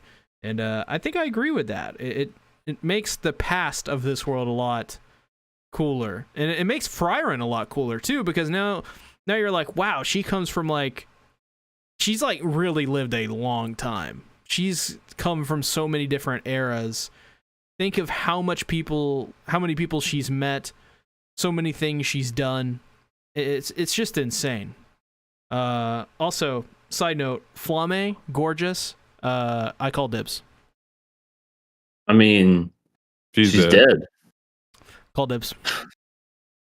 Okay. You can have her. No objections. Well, I'll say for me, first let me get like the hate and stuff out of the way. I thought this episode went a little too long with the explanation, and I want to throw this out too because I may have a bias with my perception on this, just because, like EA said, I already had an idea what was going to happen. I didn't have the whole picture because I didn't know it was going to be to this extent that Frieren, basically trained her whole life, not for this moment, but it was always in preparation of a moment like this happening. With fooling demons in general. So the whole time I'm thinking to myself, Frieren has way more power than her. She's just what's the term that they use? Sandbagging. Sandbagging. I think that's the term, like the gamer term for being like, or appearing weaker than you actually are. I think that's the term. Or I don't know what the kids say anymore. I'm out of touch. I'm old. But yeah, like the whole time I knew what the conclusion was going to be, especially given what they were showing in the episode with the aura control and stuff. I felt like it was a long build up to that, to the point where it was kind of like, all right, I already know where you're going. Let's get on with it. I felt like that should have been like half the episode, and maybe the other half should have been giving us the aftermath of everybody else's battles, like Fern, Stark, and like in the village in general. But they chose to hyper focus on this one episode to give us an extensive backstory, which to that end, I don't necessarily mind. It's just that I didn't really prefer it. I don't mind it because showing us the extent of Frieren's training, that she did this her whole life and why she did it, that being Flame, and also showing like how she extended that to Fern. I thought that was really good. Because it fully explained how exactly Fern won her fight. So we don't really have to ask any questions as to how did she beat a demon that was stronger than her. Well, that demon probably wasn't stronger than her. She was hiding her power the entire time. So we don't have to ask any questions on that. Stark is a different case, but we already seen that he's a person who has very explosive power. And they already kind of went through how he won this fight. So yeah, I'm not mad at the episode. It's just that I had a preference to how I wanted things to go, but it was still a very good episode. Yeah, fuck Aura, Frieren the Slayer, Yeah. Goat. Yeah, kill the lolly. The best lolly death I've ever seen. There can only be one lolly. Wait, who would that be? Frieren. Frieren's a lolly? I wouldn't really call her a lolly. If Aura's a lolly, then Frieren has to be a lolly. Aura looks like a lolly. Like, she's got the hair, she's got the size, and she's got the voice. That's why I call her a lolly. Frieren, I wouldn't necessarily say that. I mean, they're both the same height. Yeah. But if you were to put them both in a room, who would you think can't go to the bathroom by themselves, and then who is like the older adult? You know what I mean? Well, you always got to go with the pigtails.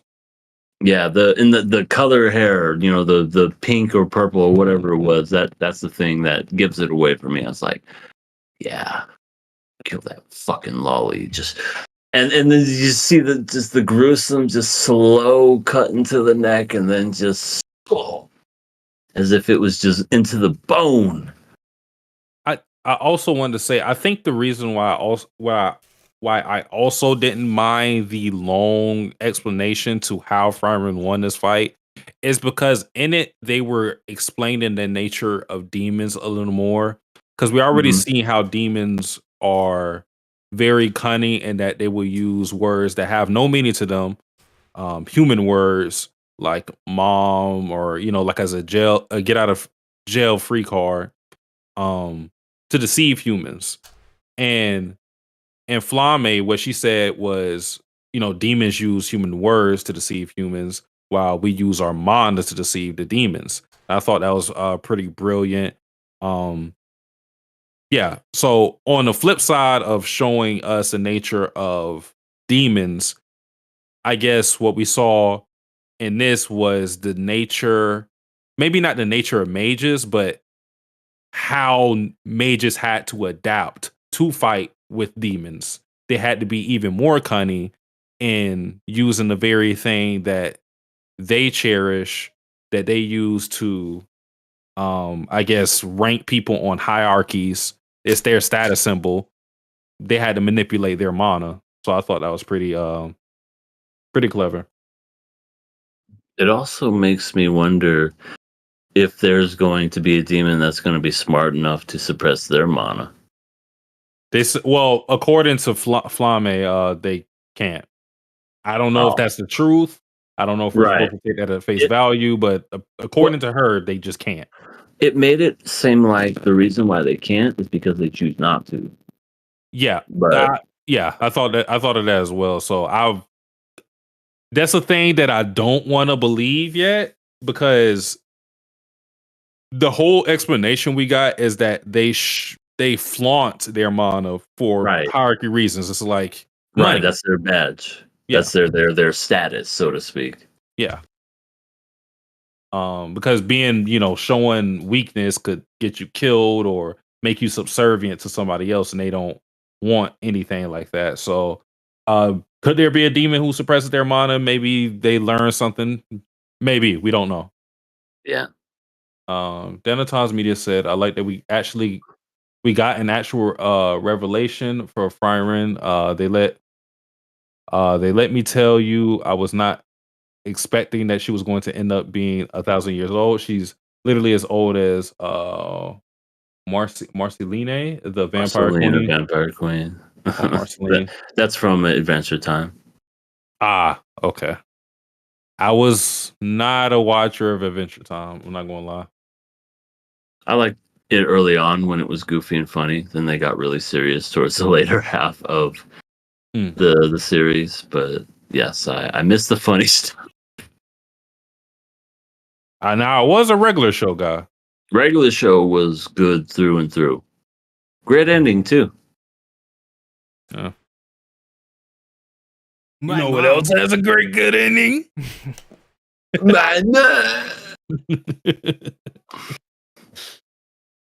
That's like half of my jokes. It's just saying my mom. Yeah. I mean, Muscle Man is... Oh, who was my favorite character in that show now that I think about it? I don't know. It wasn't Rigby, for sure. I always felt like Rigby always... I don't know. He was the... what's the word? The instigator. Like, Mordecai would want to do his job, and then Rigby wouldn't. Yeah, that's true. But the thing that bothers me about Mordecai is that he will also do stupid things, but he'll kind of try to wash his hands from it. Like he'll act like he's above it. And I'm like, I'm not saying you're just as bad as Rigby, but you're pretty bad yourself. You don't work. Like you put off things too, and then don't get me started with the simping stuff. Oh God. Oh, with Margaret. Yeah, he was horrible with that. Yeah, those were times when I did not like him, was when he would be all depressed. Go away, I want to be in my room. And even Benson would be like, all right, I hate to see you like this. Wake up. Skips was pretty nice. Skips was level-headed. Skips he's great. He's immortal. Well, let's go ahead and move on, unless there's anything else. No, pretty badass. Pretty badass. That ending just left me wanting more when it ended.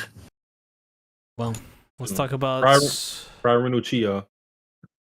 Spy Family Season 2, episode 6? Yeah, 6. Yep, this is a Killer Pass episode. Why do I not remember any of these episode titles? Because you've been gone for a month. It's okay. And also, Kenny, you think I sound like Benson? Benson, really? I don't hear it. I don't hear it either. Like, maybe if I make my voice. Rigby, Mordecai! Say get back to work. Get back to work! I don't hear it. Yeah, sorry, I can't do it. I'm not the guy who does Benson's voice.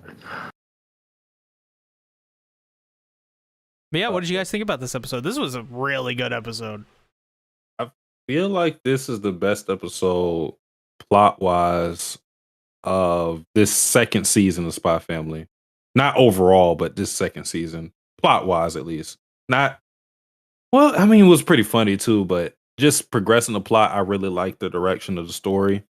But I'm more interested to know what EA thinks. That baby's a damn lie. Wait, what baby? The baby, the baby who's not a baby but is actually a little person in disguise. Oka's baby? I'm surprised Yeah. you even talking about the baby because the baby just did like one thing. Yeah, it lived. No, That was his mistake. no, I kid. It's whatever. But no, this episode was classic Spy Family. I think we definitely got to see a lot more of Yor doing her assassin stuff, which was pretty cool. We got to see the season's all going to be about Yor, apparently. So this whole season is yeah, really all Right right. that's what the people on the street are saying. On the street. Hey man, you know that new season of Spy Family? All about Yor. It's all about Yor. Really? Yeah. Oh, yo. Mhm. How are they going to do that though? She's a mom. She's so busy. Well, she's not really a mother. Well, she is technically, but she's gonna be on a boat. She's gonna be on a boat. She's killing going people. to go fast on the boat.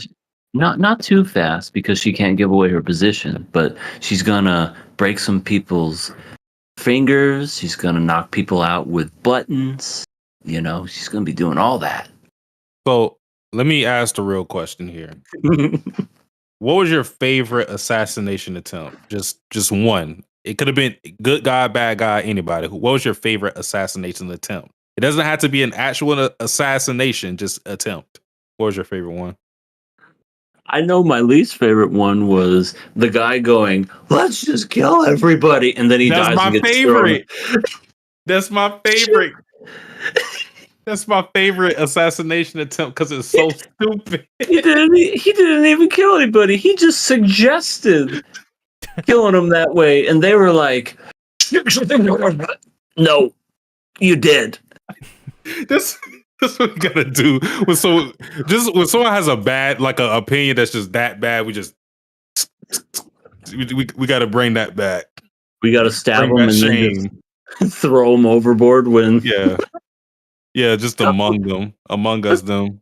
a couple people got thrown overboard this episode. Yeah, they did. It just makes me think. Is nobody seeing this? I mean, not if you're on the ship. To be honest with you, if it's at night, even if you see a body like just flying down, you're not going to really know what that was. But True. I was more surprised nobody saw the old man breaking the other guy's arms and legs or whatever. Like, you would have. It's an open hallway. Like, anybody can come in and out. I'm surprised nobody was just like, "Dude, are you okay? what are you doing to him? Man? Yeah, what are you doing to this man? Get out of here. I'm too drunk for this shit." I was more surprised nobody went outside with the whole Yor thing when the guy's just like, room service. That's like such the most cliched assassination you could possibly imagine. It's like, "I didn't order any room service. Oh shit." And then just get down. Yeah, and what did she throw? Like she threw one of her knives. That's what it Yeah. was. And the guy stuck right to the wall. Like nothing. Which this show is very deceptive and is violence and just the dark nature of it. Because I mean, we saw one person die off screen, two people die on screen. Was it more? No, we saw 4 people die on screen. And I don't think we feel any type of way about it. We're just like, Yeah. It's yours. Nah. Some crazy guy wanted to start murdering people, but assassins have standards. We kill, we don't murder. Huh? Well, yeah, because their whole thing is we had to get our target or they're just not going to trust us. You know, they have to play with some type of sense if they're going to get hired by anybody, because at the end of the day, they're doing this for money. They're not doing this because they're completely crazy. That guy was, I don't know who hired him. Right, who hired him? That was just the worst suggestion ever. He's just like, so all the women that have babies, let's kill them. We invited this guy. I got me an idea. You see all these women in here that got babies? I say we go and we murder them. And then, like, not only is it just like a crazy suggestion, that makes more work for you. But like, why would you do that? Right. And then you're kind of like outed right then and there. Yeah. I would assume that cruises have some sort of security. So if anything were to happen, they would do something. But yeah, I don't know. C, have you ever been on a cruise? No, but I have seen the Titanic. Tactics has never been on a cruise? I'm supposed to go on a cruise next year. I'm kind of... I actually explained this while I was watching this episode in the server. I'm afraid of ships. Really? Yeah. But your sea tactics. Well, like the big cruise ships is what I'm afraid of, and not for reasons you think. It's just because I have a fear of seeing big things in water, especially if they're underwater. Really? So you know, Godzilla movies are out of the question. No, more like man-made objects. So like that was man-made. Like Atomic bomb made them. If I see a Titanic underwater, while I'm looking at it, like I can look at it, but I do kind of get like, oh, this is weird. This is like eerie and freaky. So you mean to tell me you would have never have gone in that sub to see the Titanic? Never, not once, no way. I'm not going anywhere near that thing. Damn. Well, I could be on like a small ship though. That's fine. Well, yeah, your was pretty great in this episode. I like the fact that she can't just use her brute strength that we seen there, you know, because if it was like that, we probably expect her to win every fight pretty easily. She has to be very discreet and actually be an assassin / spy. Yeah. Because we saw like the 2 secret kills that she got, ripping off the button, just hamming a guy right in the forehead, and to the point that he has to like lay or, you know, sit in the chair so it doesn't make it look totally suspicious. Now, is he dead or is he knocked out? I think he's dead. I think he was still making noises, but I think the way that's his air escaping his body. Yeah. The way you're through that and hit him right in the head, I think he's dead. Man, what a way to go.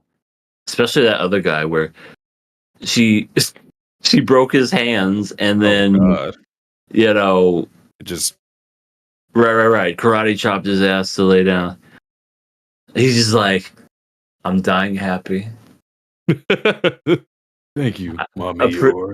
A pretty girl broke my hands and killed me. That's how some people want to go out. Not me, but yeah, I kind of wouldn't want to go out that way. I mean, no, just no. I mean, if you know, if that's my only option, Not the worst. You would go out with Mommy Yor? I mean, I wouldn't use that. I wouldn't call her that. Yeah. What would you call her? Your mommy. You're my sweet beloved. Oh, how sweet! You got her flowers. And she broke my hands. You're like, here's some flowers. My wrist. My leg. Oh God, not the leg. It's gonna happen. You went right through that guy's head.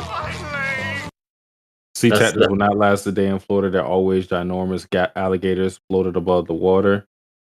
Did you What? see Hey. the photos of that guy fighting the alligator while eating pizza?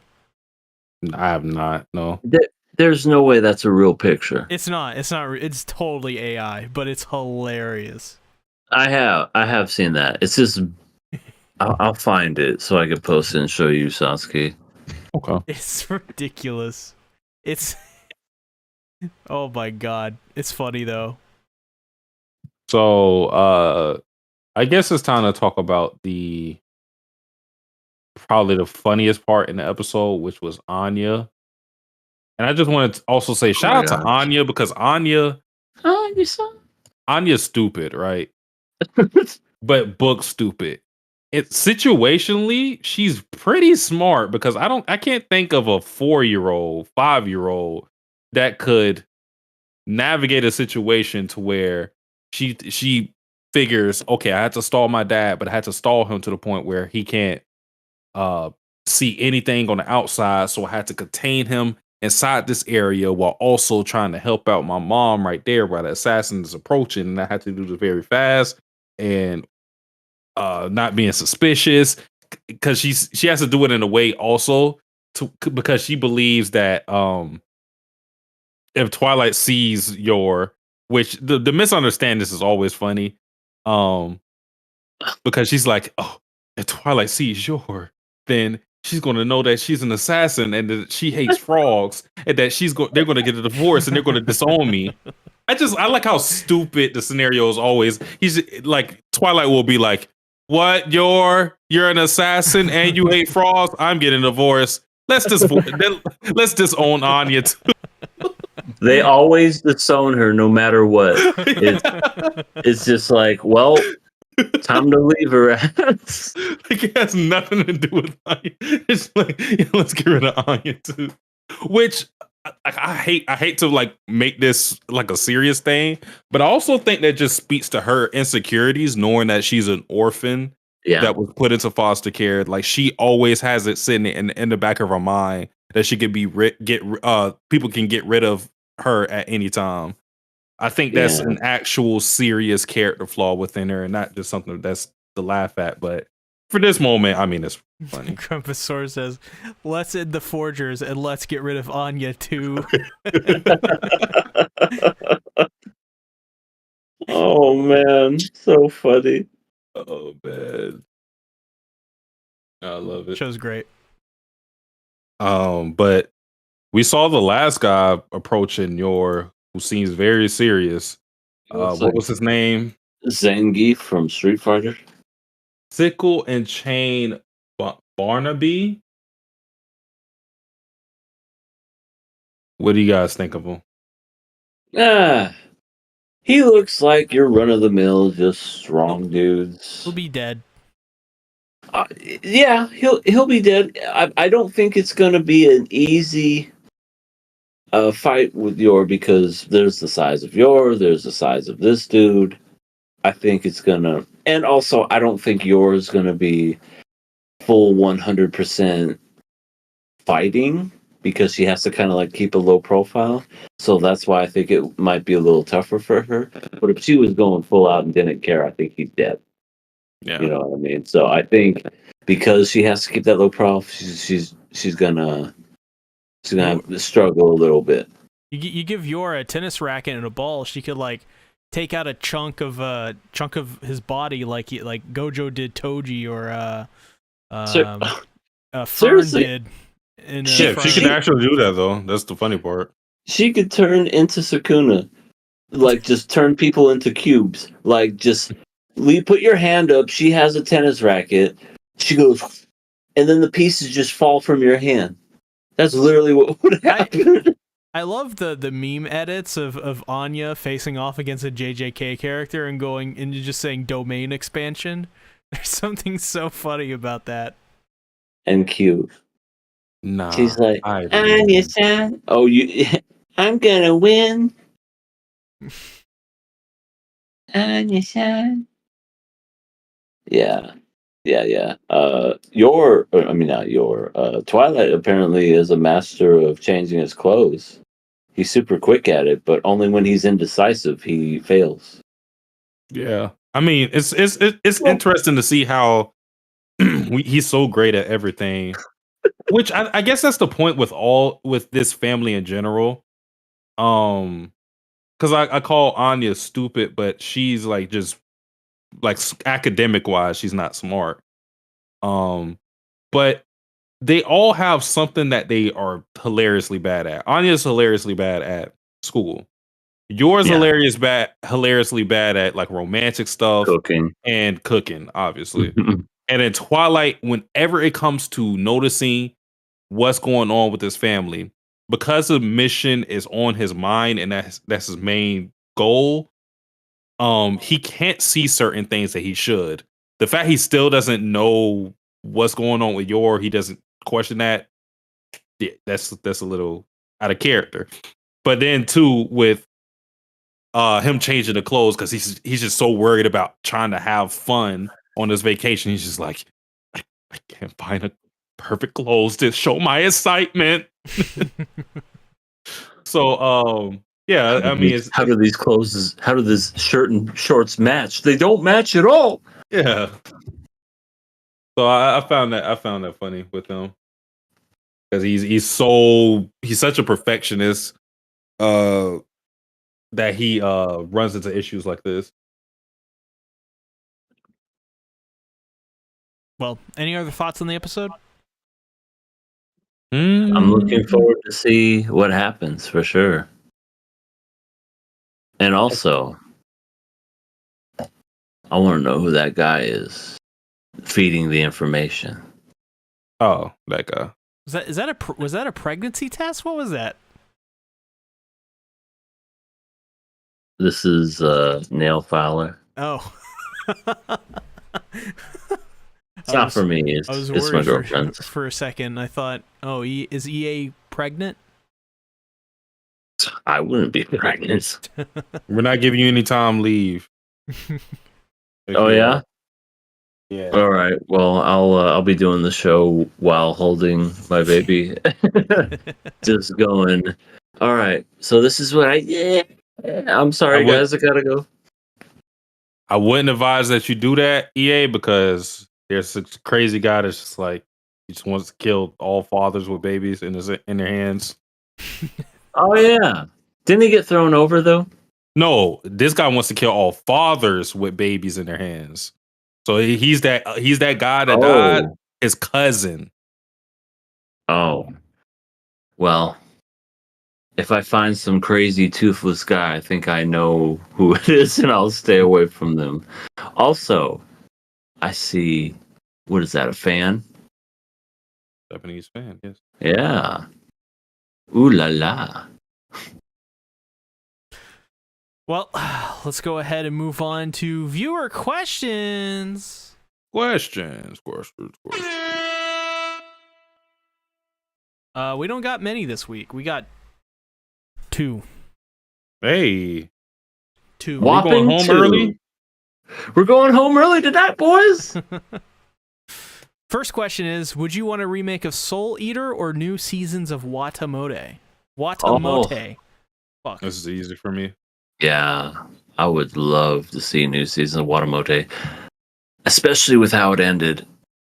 I would just love to hear the voice actresses picked to play those characters and see them come to life. Because I have an idea in my mind what they sound like, but to actually hear what they would sound professionally would be cool. So, Watamote.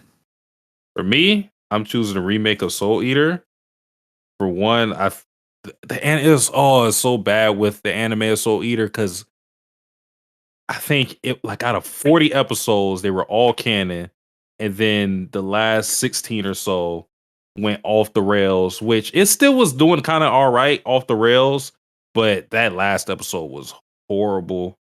So I would definitely would like to see a remake of Soul Eater with them being faithful to the manga.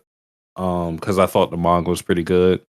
The reason I'm not choosing Watamote, despite Watamote being like one of my favorite series, is because I think Watamote just works better in the medium of manga for the type of humor it has and how the comedy is presented. I feel like it just works better as manga.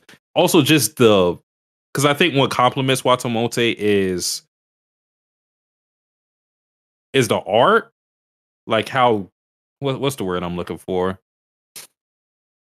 I don't want to call them art mediocre, but It's simple. yeah, how simple and at times like amateurish the art looks. I think when you add color to it and you just make it more, in an anime style, like where you're actually seeing like, actual 3D models and all this stuff, like it kind of takes away from the luster of the manga, and in turn the comedy. Not completely, you can still make it funny, but Mhm. yeah, that's where I'm going with this. Soul Eater. But Satsuki, you That's me. didn't like the friendship wins everything ending with Soul Eater? Oh, the courage punch. Oh god. Or was it bravery punch or courage punch? I always forget. It's been so long. I just know the power of friendship won in the end. It was no. No, I didn't like it. Didn't like it. Kenny says in the chat, we'll see play COD 3. Already did when it came out. It was bad campaign, good multiplayer though. Good multiplayer. Still pretty good at this day. Pretty fun. Special One says remake One Piece with no filler. They already got that. It's called One Piece. That's how I watch One Piece. It's really good. QRW6 says the ending of Soul Eater was mid and Fire Force is connected to Soul Eater. Yeah, that was the twist of Fire Force at the very end, was that it's connected to Soul Eater. Yeah, that's what I heard. It's the same mangaka, right? Yep. That's why they're similar in art style. Does this mean Princess Hibana is going to be in Soul Eater remake? I hope not. Because if we did, we'll have another rant. Yeah, Kenny. One Piece it's a fan project where they literally cut out all of the filler and they re-edit it and like really like deeply re-edit it. And it's really good. That's how I watch it. So I might have to watch that. Yeah, it literally so I finished watching the Jaya arc and I'm currently watching the Skypiea arc and I have some thoughts about that. But like the Skypiea arc, like each episode in One Piece is like 3 to 4 episodes or something like that of the normal episodes. So yeah, I think they took like 16 episodes or something like that for Jaya, and they cut it down to like I think it was like 6. I don't remember the exact numbers, but it is pretty astronomical. Is One Piece complete now? It is not. But they are entering their final arc in One Piece, which means it's going to go on for another 10 years. Yep.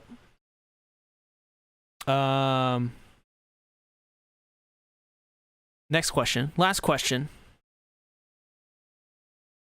Who is cuter? Now get ready for this, you guys. I'm ready. Yamai or Taiga? Oh my god, you're Tojiing yourself. No.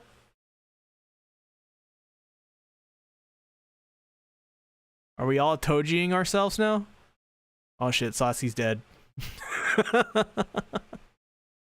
You're all dead.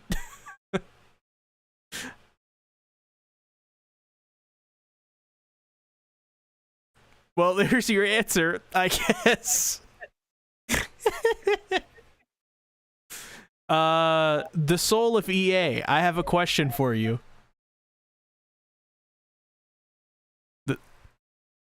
The soul of EA. But does EA not even have a soul? Got stolen. You know this, man. It got stolen. Or not stolen. It was sold for some amount of money, and I have yet to get it back. So I am ready for the question, C. Give it to me. Where can they find you? Well, I'm glad you asked, good sir. It's your old pal, Everything Animated. You can find me at my channel, Everything Animated. Chocolate? If you just... Chocolate? Oops. Before I was so rudely interrupted, I've been inspired. If you haven't seen... Like, if you're just now tuning in, I think I'm going to make a video again. And it has something to do with the announcement of Terminator as an anime. So I'm going to get to work. I'm going to do it this weekend. And I don't know. I don't have a date when these things are going to be ready. I'm just going to do it until it's done. Make a script. Do it the old-fashioned way, the way things used to be before AI. But yeah, I'm gonna do that. You can find me there. You can find me on the Twitters. We got the Patreon page for all these new subscribers. You won't get banned, but just know that we got the members. We got the juice. I'm trying to find the link. There's the link. We got that. Boom. So enjoy, and yeah, see you guys next time, and hopefully a video coming on the horizon that you'll see. I won't give no hints of what it's about yet. Just know it's going to be something that I'm going to be proud of. Satsuki, where can they find you? All right. First, I want to answer Ellie's question. He said, "You're all DC or Marvel superheroes. Which hero are you?"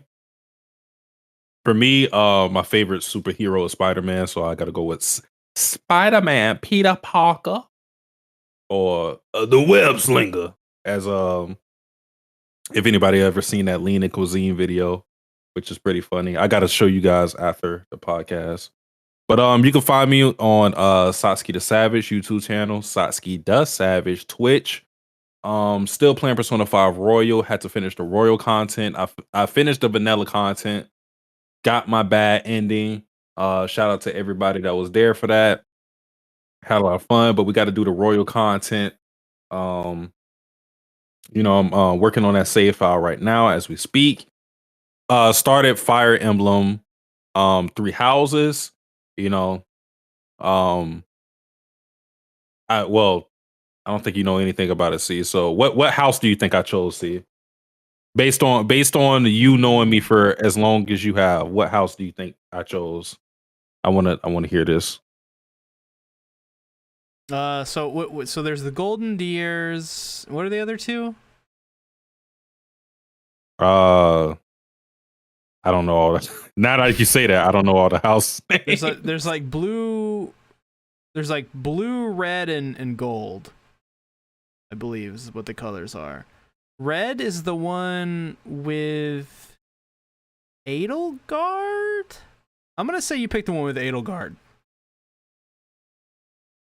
Fuck. Correct. Black Eagles. Yeah, Black Eagles. Oh yeah, that's what it was. Black Eagles. Yeah, I picked Golden Deers. Okay. Golden Deers. Oh yeah, I was going. That's the funny thing. I was close to choosing them because I like Claude. Claude's great. I was really basing my choice on which women I thought looked better.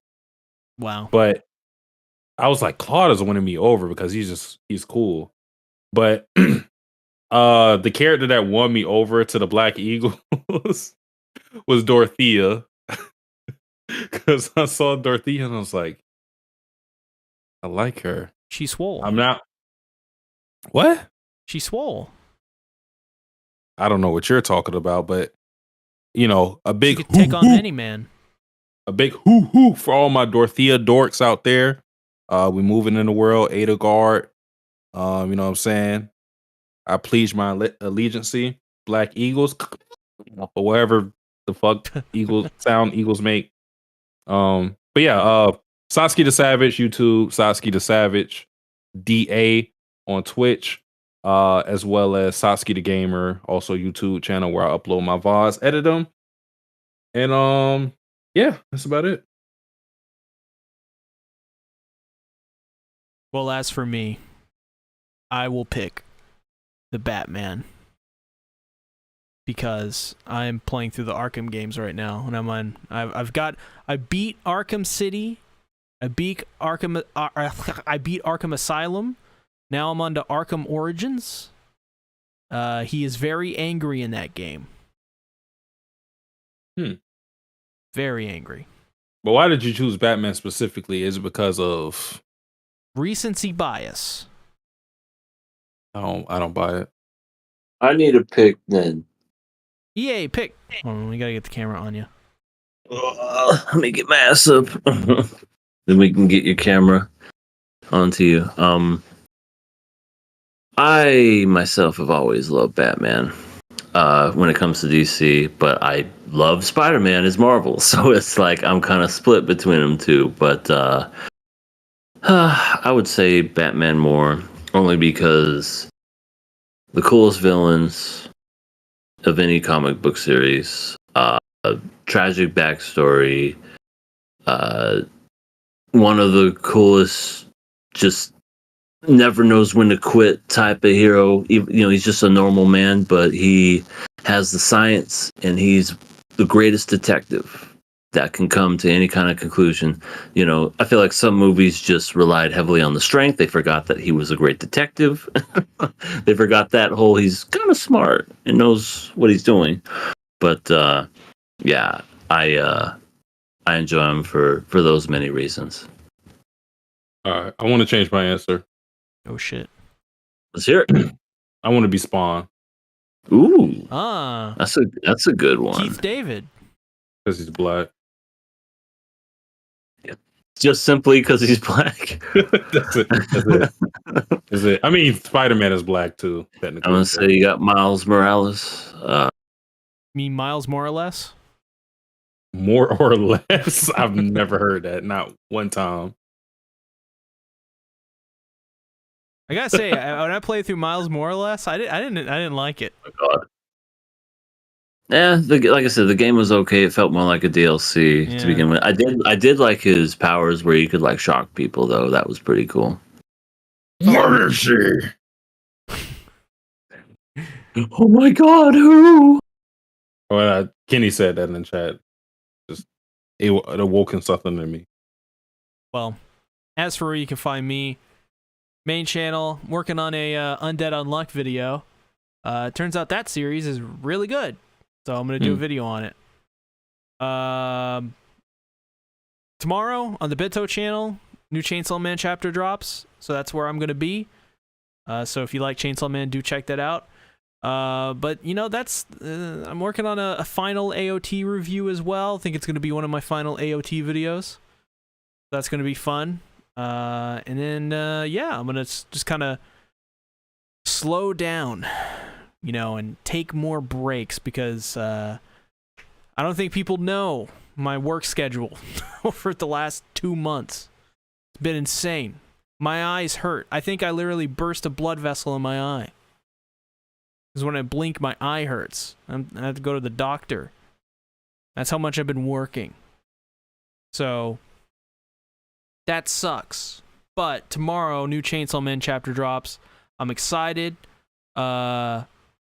I hope all of my favorite Chainsaw Man girls return. I hope the one girl that I don't like dies, but I do kind of like her, so I hope she doesn't. And I hope Dingy chainsaws some bitches in half. Okay. Beautiful. Yeah, so go check it out.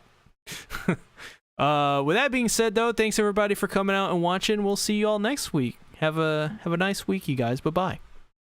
Johnny. Later.